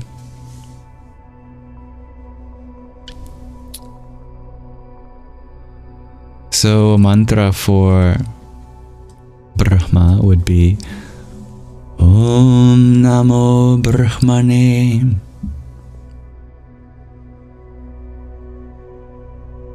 But you'd be circumventing you'd be questioning. Let me put it like this. You'd be arguably circumventing the curse of Brahma in the Indian mythologies. So I leave that as a personal choice to you. Thank you, dear Liardati, for your rose. Om Shri Mahalakshmiyai Namaha. Dear Liardati, you shared that the Lord wants to be praised and blessed. This is true. But do know that in Sanskrit, the creator, the word that translates to the creator, is different from the Lord of the universe. It's a much lesser role than how we might understand the creator in our Western religion. In Western religion, the creator is synonymous with God. But in Sanskrit, it's only one. It's actually a minor way of understanding the divine, and is definitely not equated with the Lord.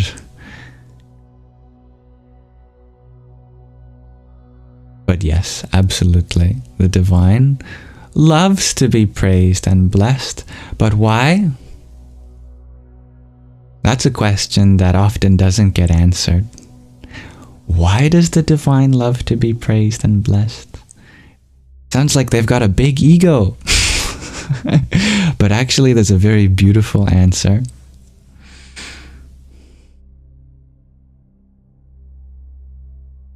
The beautiful answer is because it makes us feel good. When we are rejoicing in the qualities of the infinite, we become immersed in the infinite.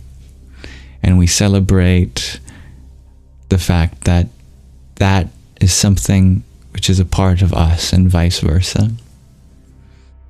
Whenever we are contemplating about the infinite virtues of the divine, we are empowering them within ourselves. Thank you, dear Rhiannon, for your fest crown and your quartet of tiny tinies. Yippee! And dear Rahina, thank you for your heart meat. Om Ganganapataye Namah. Happy birthday.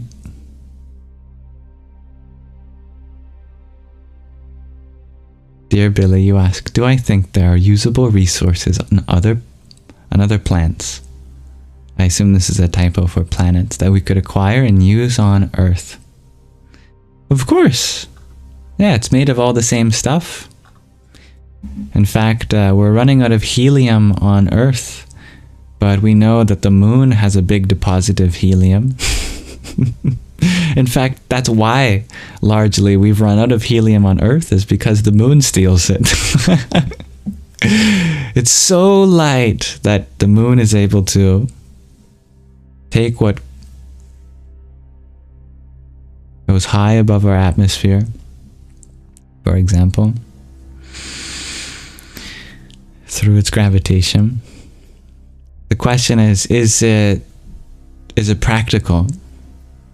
Would it be practical to send basically a massive vacuum cleaner to the moon and suck up all the helium and return with it? Or would it be more feasible to just invest in efforts to extract more of the helium that we still have here? Currently, it has not come to the point where we need to send a massive vacuum cleaner to the moon.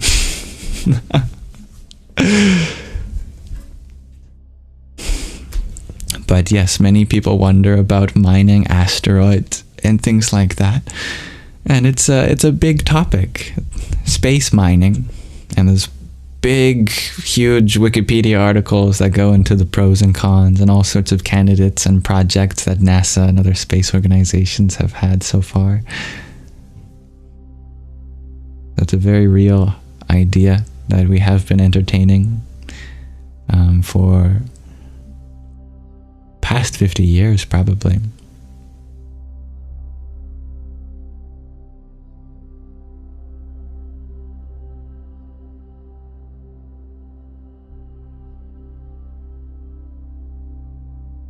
Dear Mirna, you share, listen, Yam. Oh my goodness. Do I know why we aim to be able to live on Mars and not the moon? It's a great question, dear Mirna. I am listening. There are many reasons. For example, it's highly possible that Mars used to support life before. So it has many of the resources that would be necessary to support life that comes from Earth too. It is farther away than the moon, of course, but that's about the only drawback, because in every other way, Mars is a better choice. The moon practically does not have an atmosphere at all. So if you wanted to support life on the moon, you'd have to literally create an atmosphere. You'd have to fill the whole space around the moon, kilometers in size, with an atmosphere. You already have that on Mars. Therefore, also the temperature on Mars is a lot closer to Earth than the moon. The moon is going to be like boiling when it's in direct sunlight, and practically, absolute zero when there's no light hitting the dark side of the moon. But on Mars, that atmosphere helps be a temperature sink, so you wouldn't have as extreme temperature. Also, there's already a whole bunch of liquid water in many places on Mars, and a lot of ice at the poles that theoretically could be used to create lakes or even a small ocean. It's also sizably similar to Earth in that the gravity would be similar. On the moon, you'd be jumping all over the place and everything would be flying everywhere. Mars has more Earth-like gravity. And it'd be a lot easier to terraform Mars, to turn its dirt into soil and have it used to support plants, for example.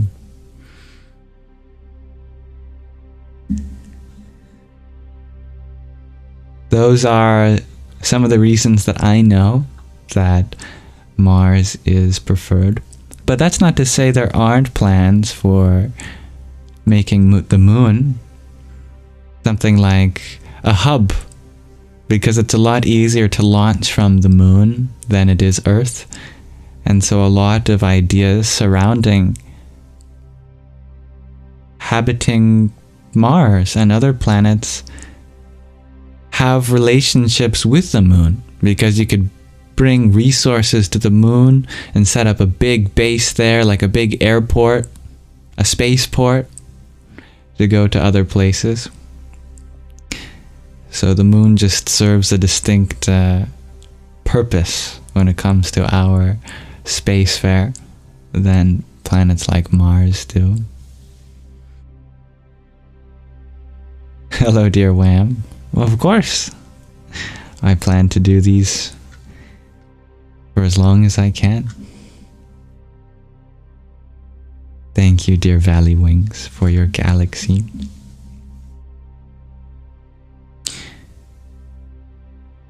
A very gracious gift that's never expected but deeply appreciated.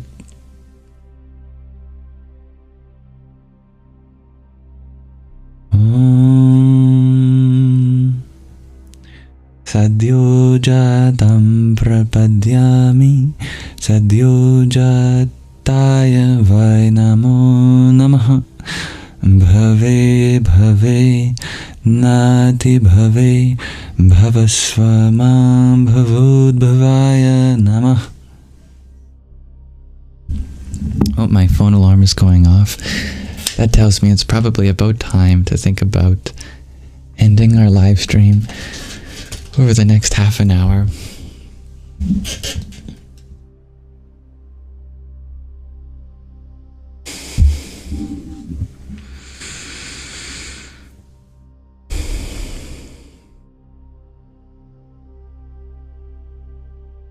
That's a great point too, dear Baron. Intelligent life is what we really want to find as well, which makes Mars really high on the priority list.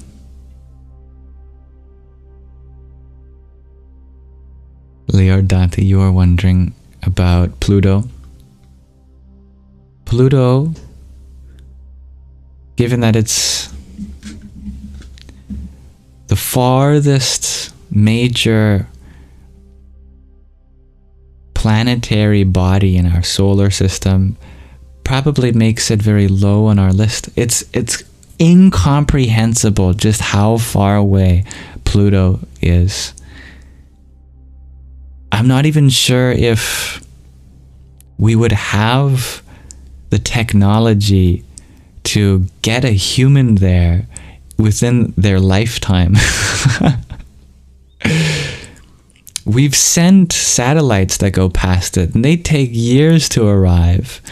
But even that is a really quick time, because they're able to make the satellites so small and light and just pack the most essential instruments. If you wanted to send a human to Pluto, and preferably multiple humans, because it would take a lot of people and enough resources to last the trip, and perhaps an ability to get back would be nice and set up base, I think I don't think we have the technology to create a rocket that's powerful enough to get people that amount of mass there within a reasonable amount of time. At the very least, it would take decades. So we're not quite there yet. There's probably not much to do on Pluto that you can't find elsewhere.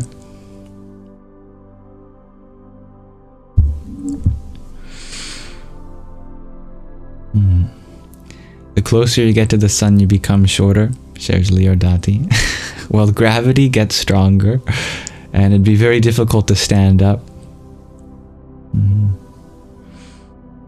Yes, as technology increases, I'm sure our spaceships will get faster too.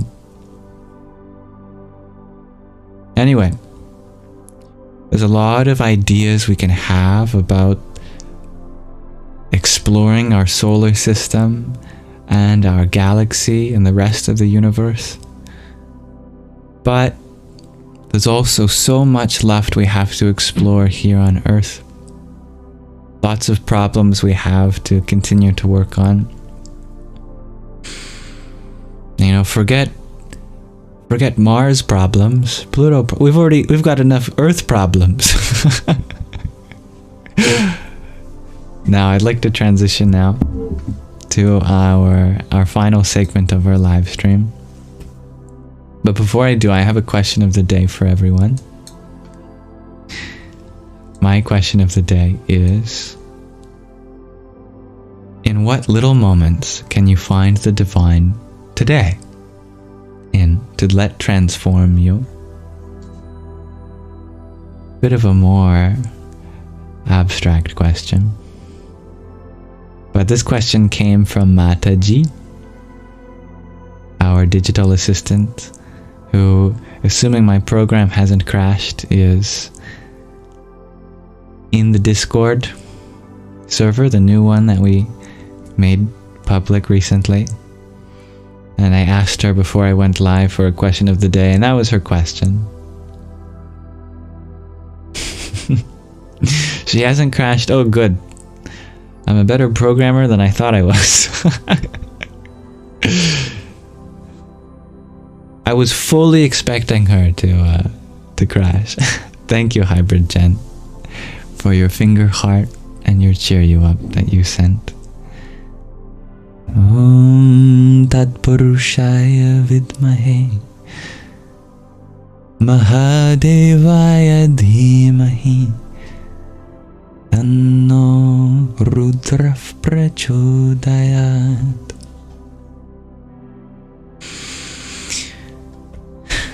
You wonder if they'll open a McDonald's on Mars, shares Rahina. Well, I hope that they pay their employees more than minimum wage, because could you imagine how long it would take to drive to work every day? I hope travel expenses are covered by that salary. It's only a 3-day commute by spacecraft.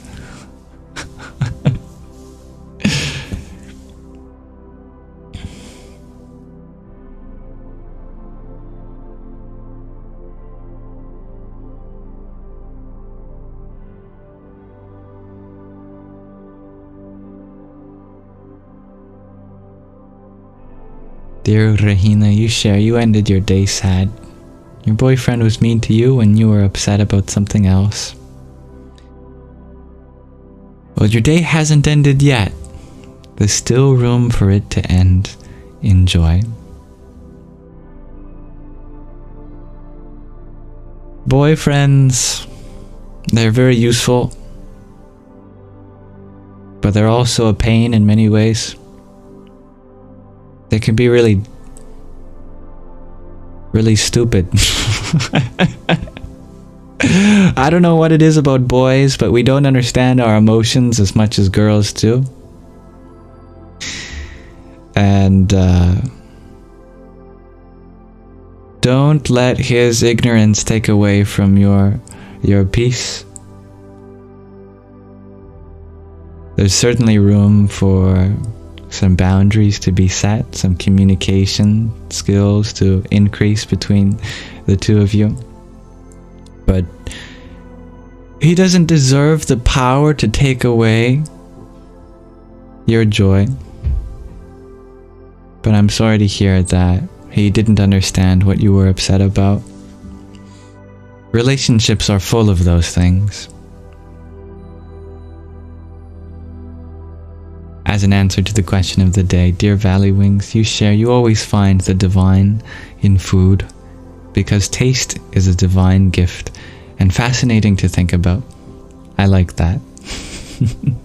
It's one of the 112 ways to enlightenment that the divine gave in the Vijnana Bhairava Tantra, is that eat something so good that you just lose yourself. That you gain enlightenment just by how blissful you feel. Genuinely, this is one of the 112 ways in such an ancient scripture. Dear Myrna, you share in growing plants.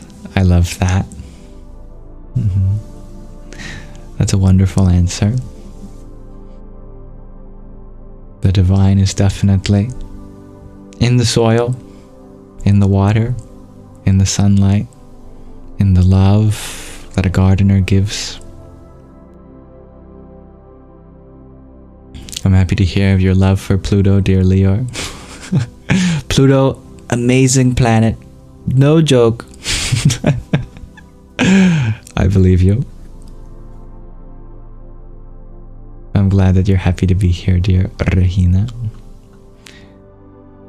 You have already been blessed since before you even came into this space. Hello, dear Marlin. You are just on time. Rafix, you're wondering about my thoughts on Christianity.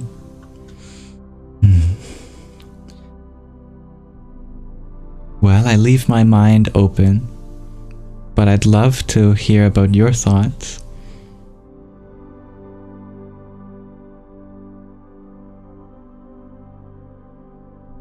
Yes, you are right, dear Marcus.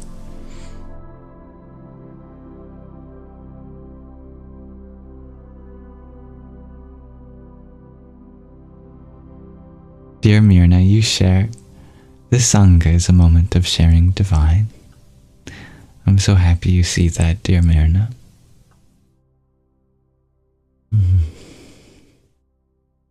Billy, you share you've become more able to offer emotional support to your sister and not have residual negative feelings. That is divine indeed. I'm so happy to hear that. Rafix, you share personally you identify as Catholic, but you're fascinated in Eastern religions. Well, I love that for you. There's many beautiful things about religions, East and West, and I certainly see a lot of beauty in your tradition too.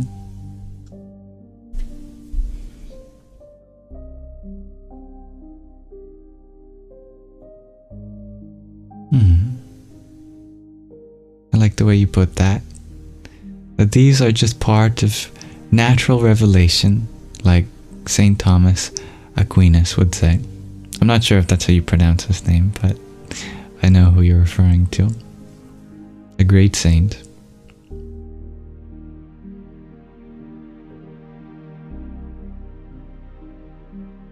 Rahina, you ask, is Santa culture fundamentally unethical? There is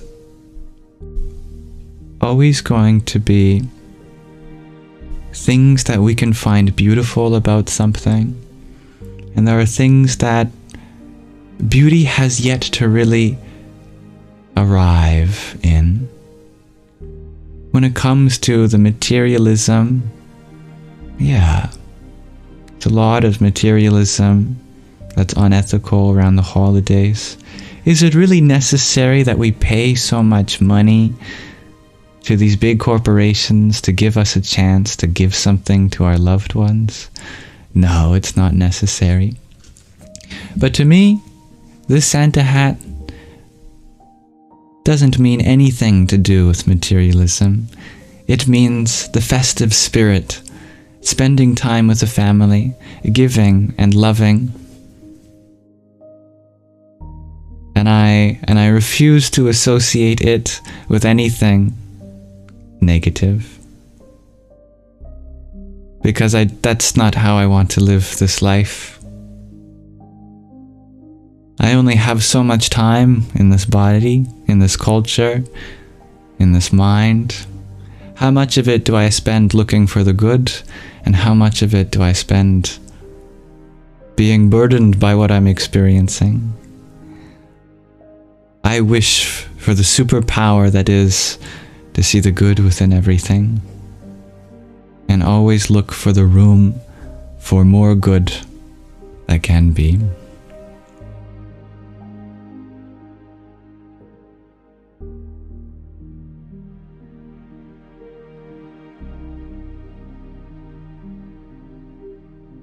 Now that's where I will have to cut you off, dear Rafix. I'm very happy to have you here and your Catholicism. But the moment that anyone here, and this isn't just you by the way, but if anyone says that their tradition is the ultimate truth, I will absolutely, without hesitation, set a boundary. Calling anyone else ignorant for not following the same thing that we do is by far not something that Jesus ever taught, nor any other great spiritual teacher. Jesus taught us to love our neighbor like our own, gave the stories of the Good Samaritan, taught us that the kingdom of heaven is within us, and to treat others how we want to be treated as the golden rule. And all of that points to having respect and love for other people's faith. If that is acceptable terms for you, then I'm more than happy to keep having you here. To me, truth is like a mountain, and all paths up the mountain lead to the top. Therefore, all paths are genuine, and it depends just on the individual, who they choose to identify as brethren. I hope that we see all fellow mountain climbers as on the right path, and I pray that we all reach the top.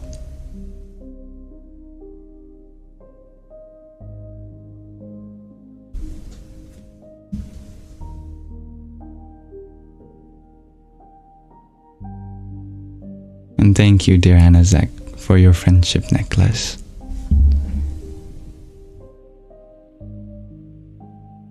Om Namah Shivaya.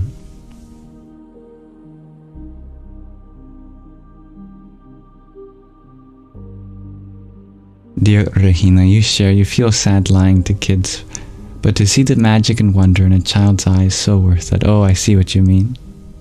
You're not lying. Santa is real.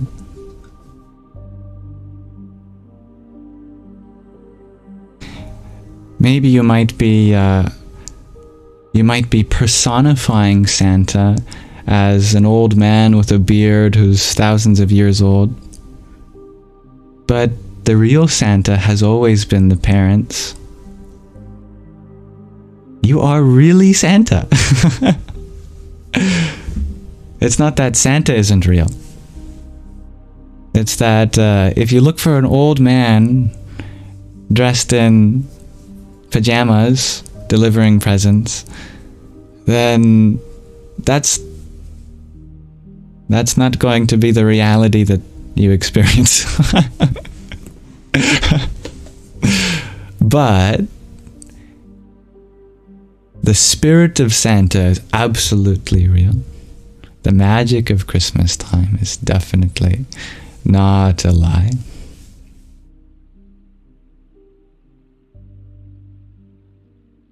And thank you for your moderation, dear Marlin.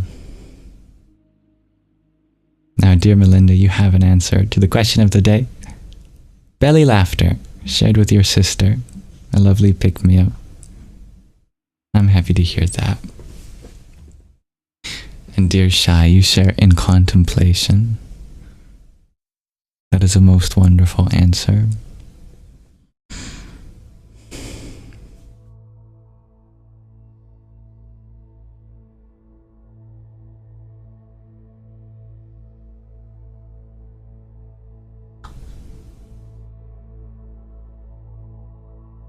Stephen, you share, you just had honey on a bagel with a banana and it was divine. That's a great answer. Yeah, I had that recently too, actually. It was also divine. Good evening, dear Rhiannon Reina.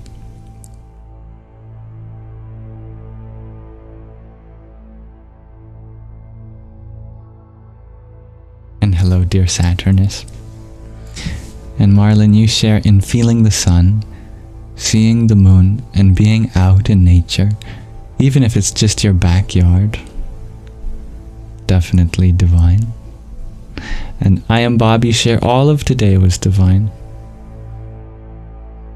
Especially the moon.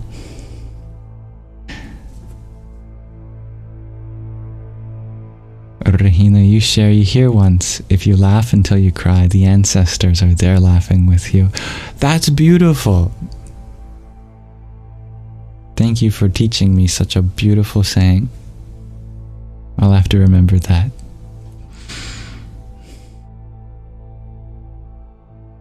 Thank you, dear Saturnus. All is wonderful. It can't be any other way. Because where there is no wonder, there is no truth to be found. But I can tell you this, that you can find truth everywhere in the world. Therefore, it must all be wonderful. Thank you, dear Ragnhildur. I find the divine in the Saṅgha too, especially through all of you, as all of you.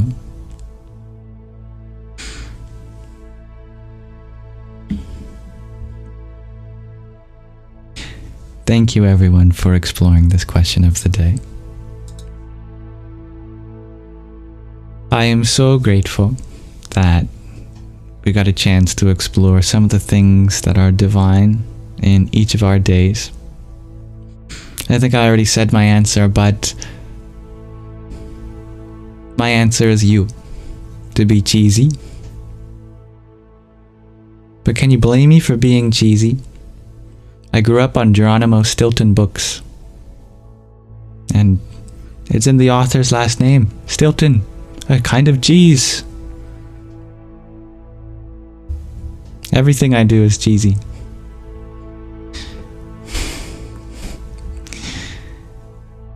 You love a bit of cheese. I also grew up on Wallace and Gromit. On that matter. Stevie G, your answer is nature walks, and you just sent Reiki healing to your friend completely. You relate to the question, that's okay. I still got to read your answer. It's a wonderful answer. And you are very blessed to have a friend who is receptive to your love. How about VeggieTales? No, I don't think I ever watched VeggieTales. I think VeggieTales was secretly a religious show, wasn't it?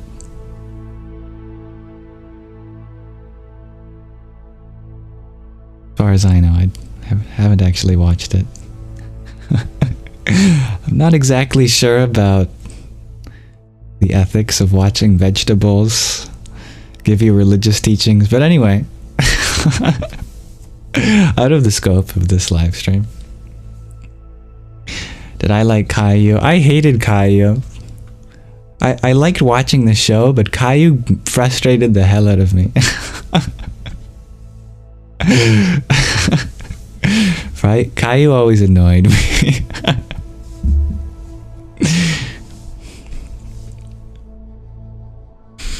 But I really liked the art style of Caillou. It was very dreamy. You've never heard me say I hate anything? Well, at the moment I don't, but I used to, absolutely. I did like watching Clifford the Big Red Dog. Yeah. Oh yeah, when I was a kid, I would hate almost everything. Now, I don't think there's anything I hate.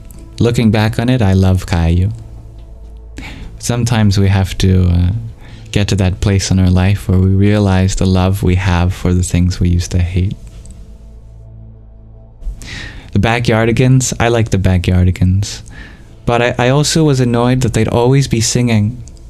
I thought, come on, just go through the plot. Do we really need to sing every single interaction? But I loved Austin, the purple dinosaur-looking guy who would climb over from the fence. I would always wait to see if it was an Austin episode, to see if he would be a part of the gang. I was like, yes! I love Pablo, Uniqua, and I always forget the yellow hippopotamus's name. Do I hate spiders? Asks Rocketman. No, I love spiders. There's actually many around my room. My room is actually... the roof is covered in cobwebs in some places. And we're good friends. Pablo is your favorite, dear Rocketman. Pablo is pretty cool. David, you ask, how do you shut up the voice that keeps talking to us 24/7? Well... you don't. You just have to get a good relationship to it. Remember, it's not about quantity, it's about quality. Your mind, its narrative is going to be constant.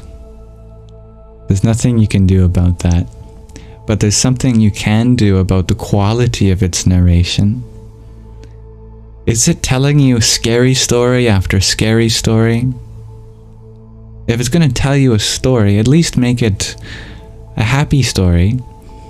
Whatever the narrative is, I hope it's a happy narrative.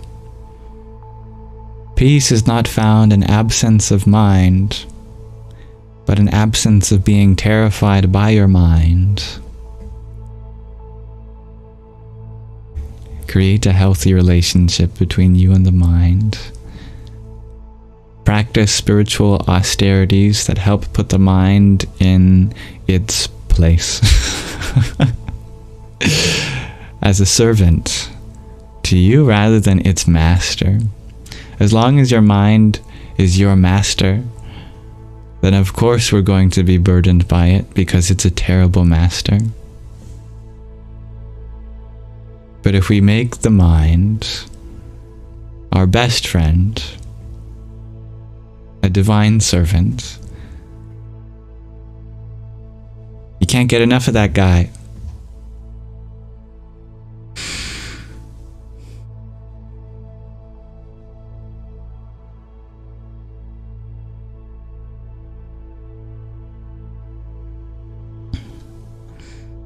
Dear Rafix, the reason you were muted is not because of what you said, which was wonderful, that other traditions are part of natural revelation and human seeking truth. That is a wonderful thing.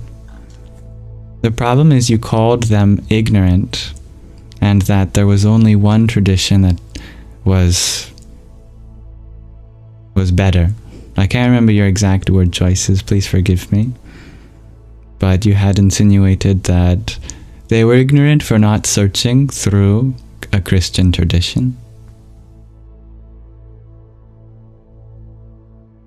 Remember that divinity that exists as Jesus Christ in Christianity is the same divinity that exists in other forms, in other religions around the world.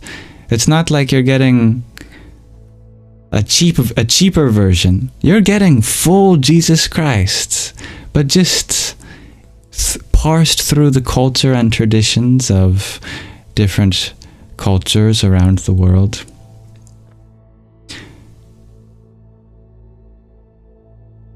It is the same divinity in full. You get the exact same teachings, just said in a different way, with a different set of stories, different vocabulary. but ultimately the destination is the same.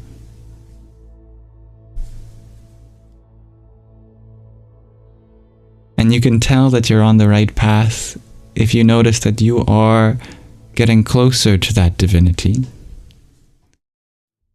Jesus Christ is the abode of love, the abode of compassion, the abode of wisdom, the abode of ultimate truth, the abode of patience, the abode of mutual understanding.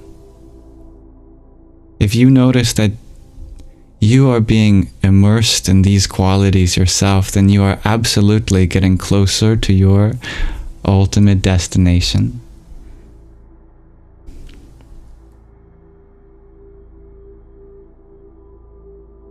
But you can also see that that same holds true for people who may practice a completely different teaching on the surface.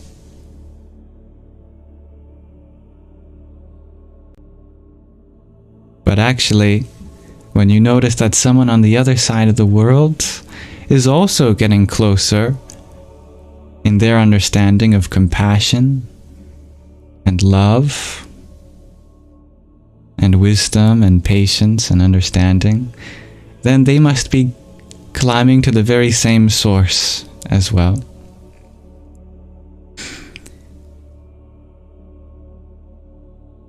It is true that what he said is the truth. There's no doubt about that. Christianity will absolutely lead you to the highest truth. But the same holds true if you're a Buddhist, or a Hindu, or a Jain, or a Taoist, or a Zoroastrian, or a Muslim, or a Jew, or a Sikh.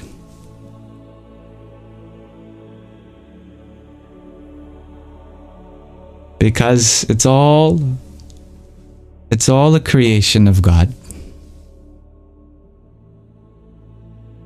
It's all equal divine revelation.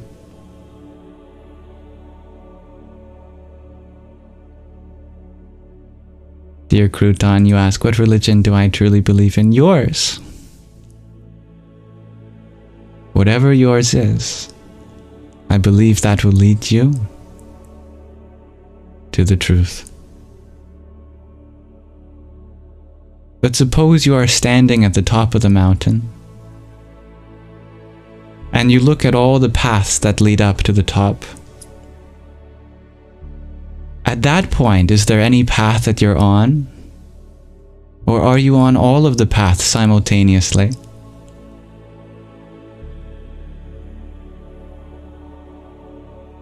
Once you get to the top of the mountain, can you really say that you're on a path anymore?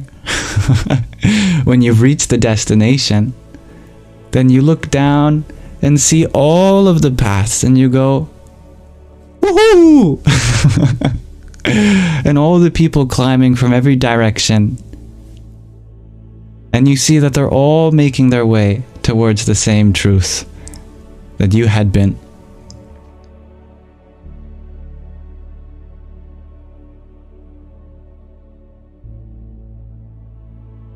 And so you want to celebrate that everyone is getting higher, except for the people running around the base of the mountain saying that everyone else is on the wrong path.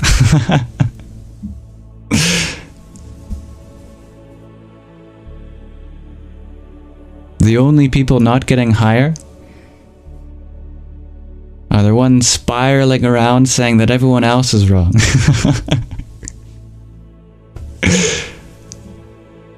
But if you make an effort, it doesn't matter what approach to the mountain leads you higher. If you are following the path of least resistance upward, it's only a matter of time.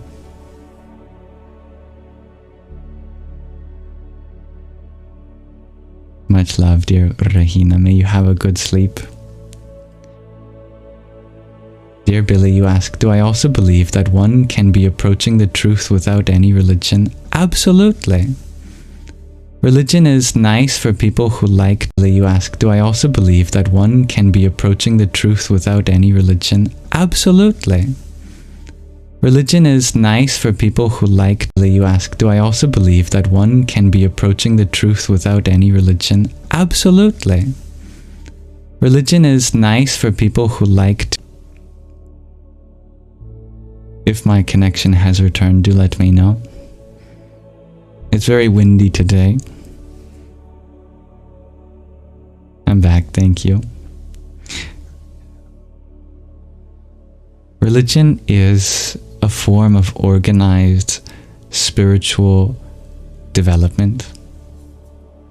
If you want a community to base your practices in together, then religion can be helpful. There are benefits to finding your own way too. For most people, it is easier to be a part of a community than to search for God or the truth or whatever you want to call it by yourself. But absolutely nothing is stopping you from having a personal practice that differs from major organizations around the world.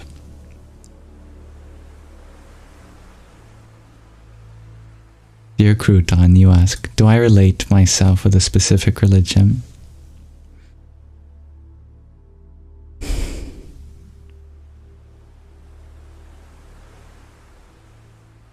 How can I? When the truth I have come to is beyond all religions.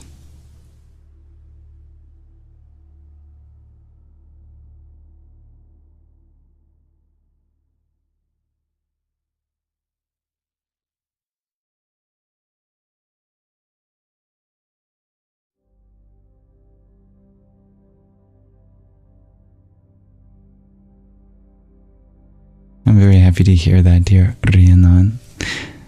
Rhiannon Reina, you got a few artsy jobs these past weeks, and the best part is uplifting other artists. I'm very happy to hear that. Dear Ashley, you ask, what are my words on the ethical punishment, hell? No punishment is ethical. But hell isn't a punishment. It's what we create for ourselves. Haven't you been in a situation and you felt like you're in hell? That's it.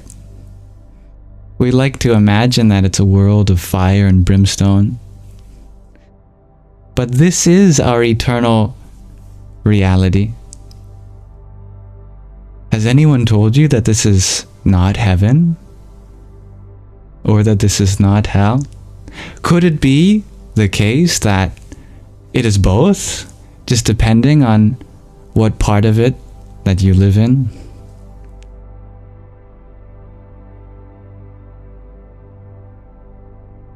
Everything we know in this world tells us that energy cannot be created or destroyed, so how can it go anywhere else but back here? So if we're always making our way back here, then what is hell if not the suffering we get out of this eternal life? And what is heaven if not the peace we get out of this eternal life? That true salvation lies not in escaping the world literally, but escaping the world materialistically. And we come to realize that that kingdom of heaven is within us. And as long as we are living outside of that, then of course we will be suffering. Because the source of the divine is something we can access inside our hearts. So if we're looking for anything external to that, then naturally we're going to end up empty-handed.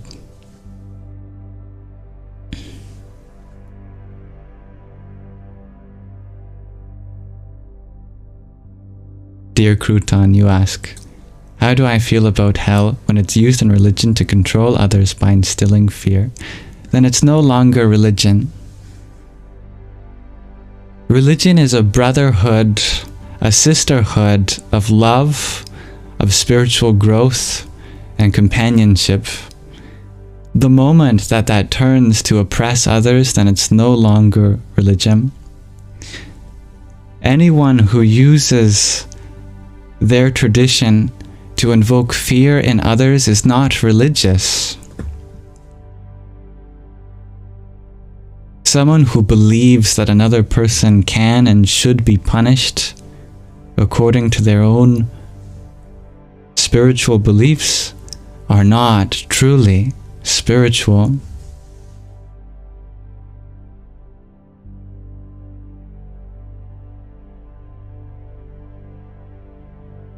There is no place in the modern world for such dogma. Dogma is the antithesis of religion. In fact, if anything constitutes a source of suffering, it is precisely such dogma.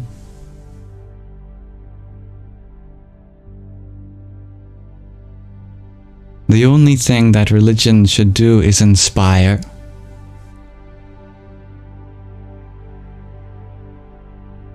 And at the heart of all religions is the same inspiring truth that illumines this whole reality.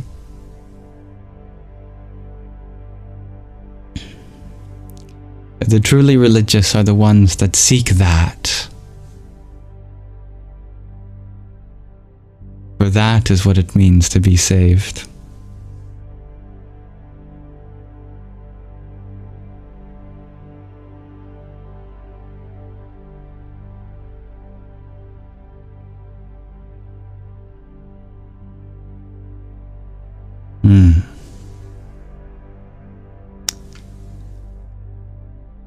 I'm sorry, I can't hold space for this, dear Rafex.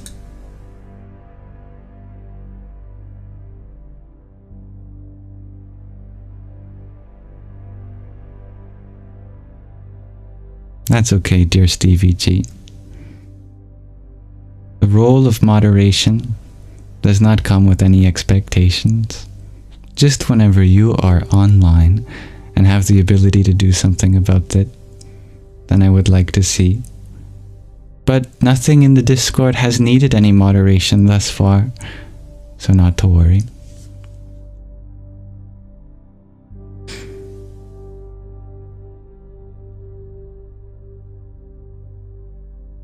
It's funny. I don't think I've ever actually met a Christian.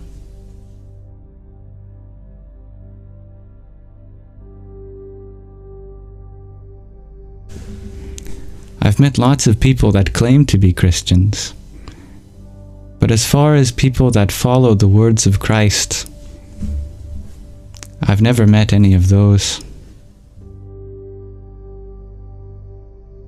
I think there was one Christian once.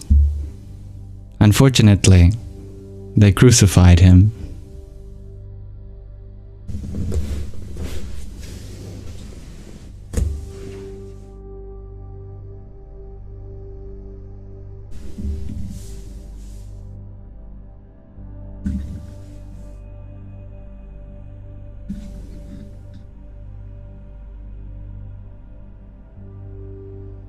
Thank you, dear Saturnus, for your heart me and 37 team bracelets. Om Dum Durgaye Namaha. I pray that there are more Christians in the world, because it would be nice to see more. And for all of those that call themselves Christians, I pray that the Lord forgive them, for they know not what they do.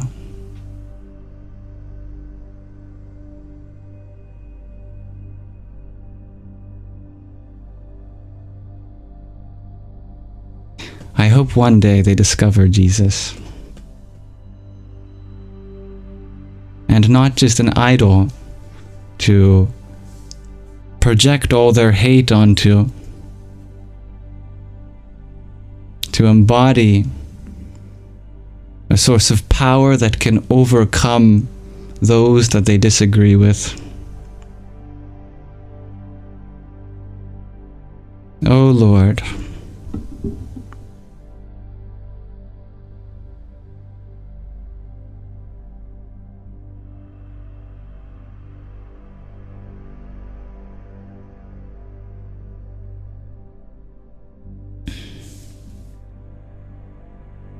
thank you, dear Hybrid Jen, for your dozen roses. Om Ganganapataye Namah.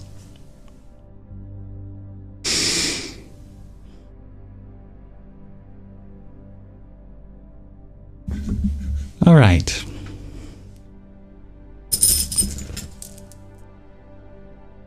Oh, don't apologize, dear Marlon. There's nothing you did wrong.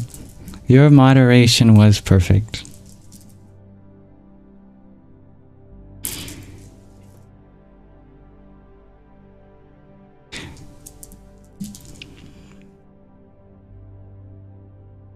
And it's funny,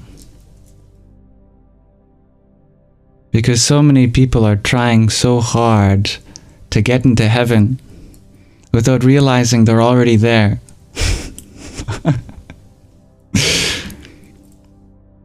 At the same time, so many people are trying to avoid hell without realizing that it's unavoidable also.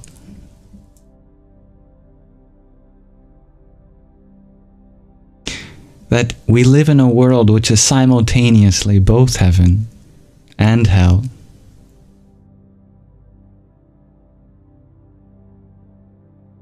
Because within this world, you are capable of finding both infinite peace and infinite suffering.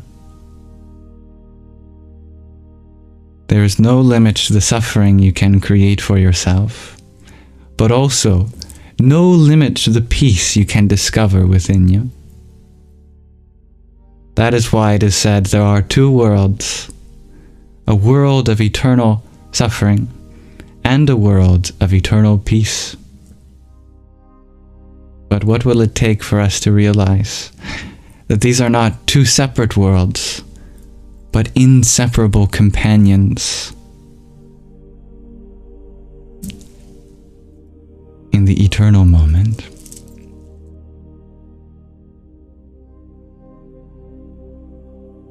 Dear Marlon, you had always questioned the Catholic religion. Are you wrong for doing that? The Catholic religion is completely valid. Allow me to clarify that in no way is my setting boundaries with people an indication that I don't believe in their tradition. What I disagree with is when it starts to become exclusive to others. And the parts of Catholicism that you've experienced that were exclusive to you, absolutely you have every right to question. We might differ in our word choice, because I would say that that is not the true meaning of what it means to be a Catholic. As we were saying in other ways, that the truly religious are absolutely loving and compassionate and caring to all people, regardless of what tradition they're a part of. So, colloquially, we might say that there are parts of religion that repress, suppress, exclude others. But I'm trying to be a little unique in my word choice by saying that those things are exclusive to religion itself. Or I just realized how that could sound. I don't think we actually use the word exclusive often in its most literal way. Let me rephrase what I mean by that. That the moment that any person excludes another person from seeing a kind of equality exist, then they've excluded themselves from their tradition. They might call themselves a part of any tradition, but if you exclude others from the ability to find truth in their own way, their own path, their own journey, then we inherently exclude ourselves from our own. That's what I'm saying.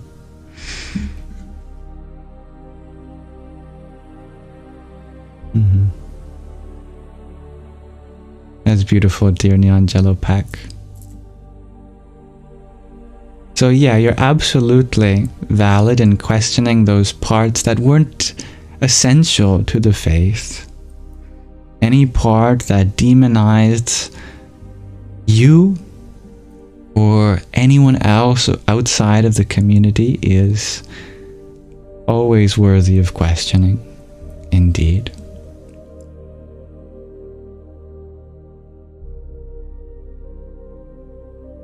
Dear Crouton, you shared, you know this is controversial, so feel free to ignore. But what is my opinion on homosexuality? Well, it shouldn't be controversial.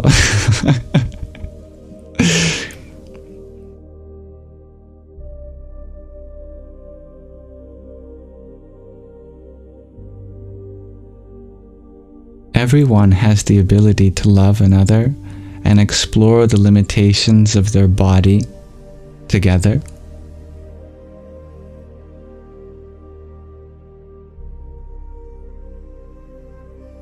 Period. And anything that goes against that is probably a misinterpretation. It said somewhere in the Bible that a man shall not be with another man. But actually the word choice is referring to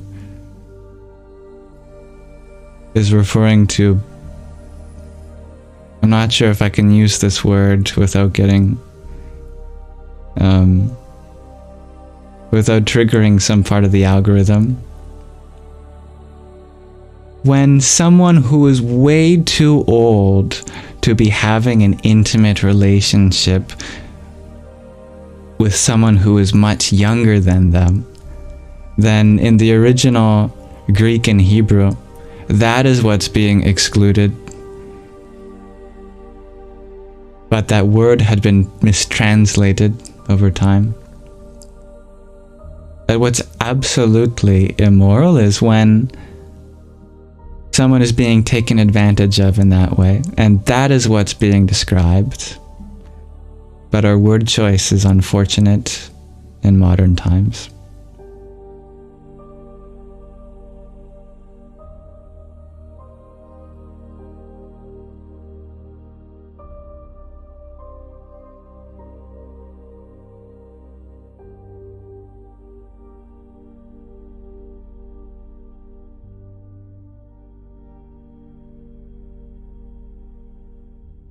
Crazy that loving others can be controversial and yet war is totally accepted. It's very crazy. Indeed. It's so easy, you know? What if we all just loved each other? It's a wild idea. Isn't it baffling how simple it is to understand that everyone deserves love, and yet there are people that go, no, it's not true. How ridiculous is that? Like, we've got a long way to go as a civilization, it seems.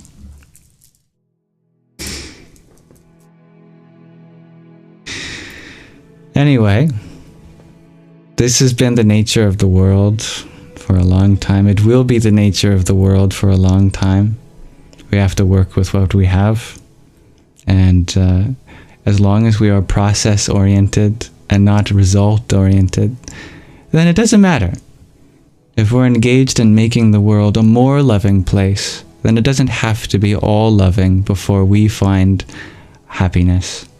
and inner contentment. It is about the journey, not the destination. And the fact that there's place for this world to be more love-filled is what inspires all of us to be more loving too.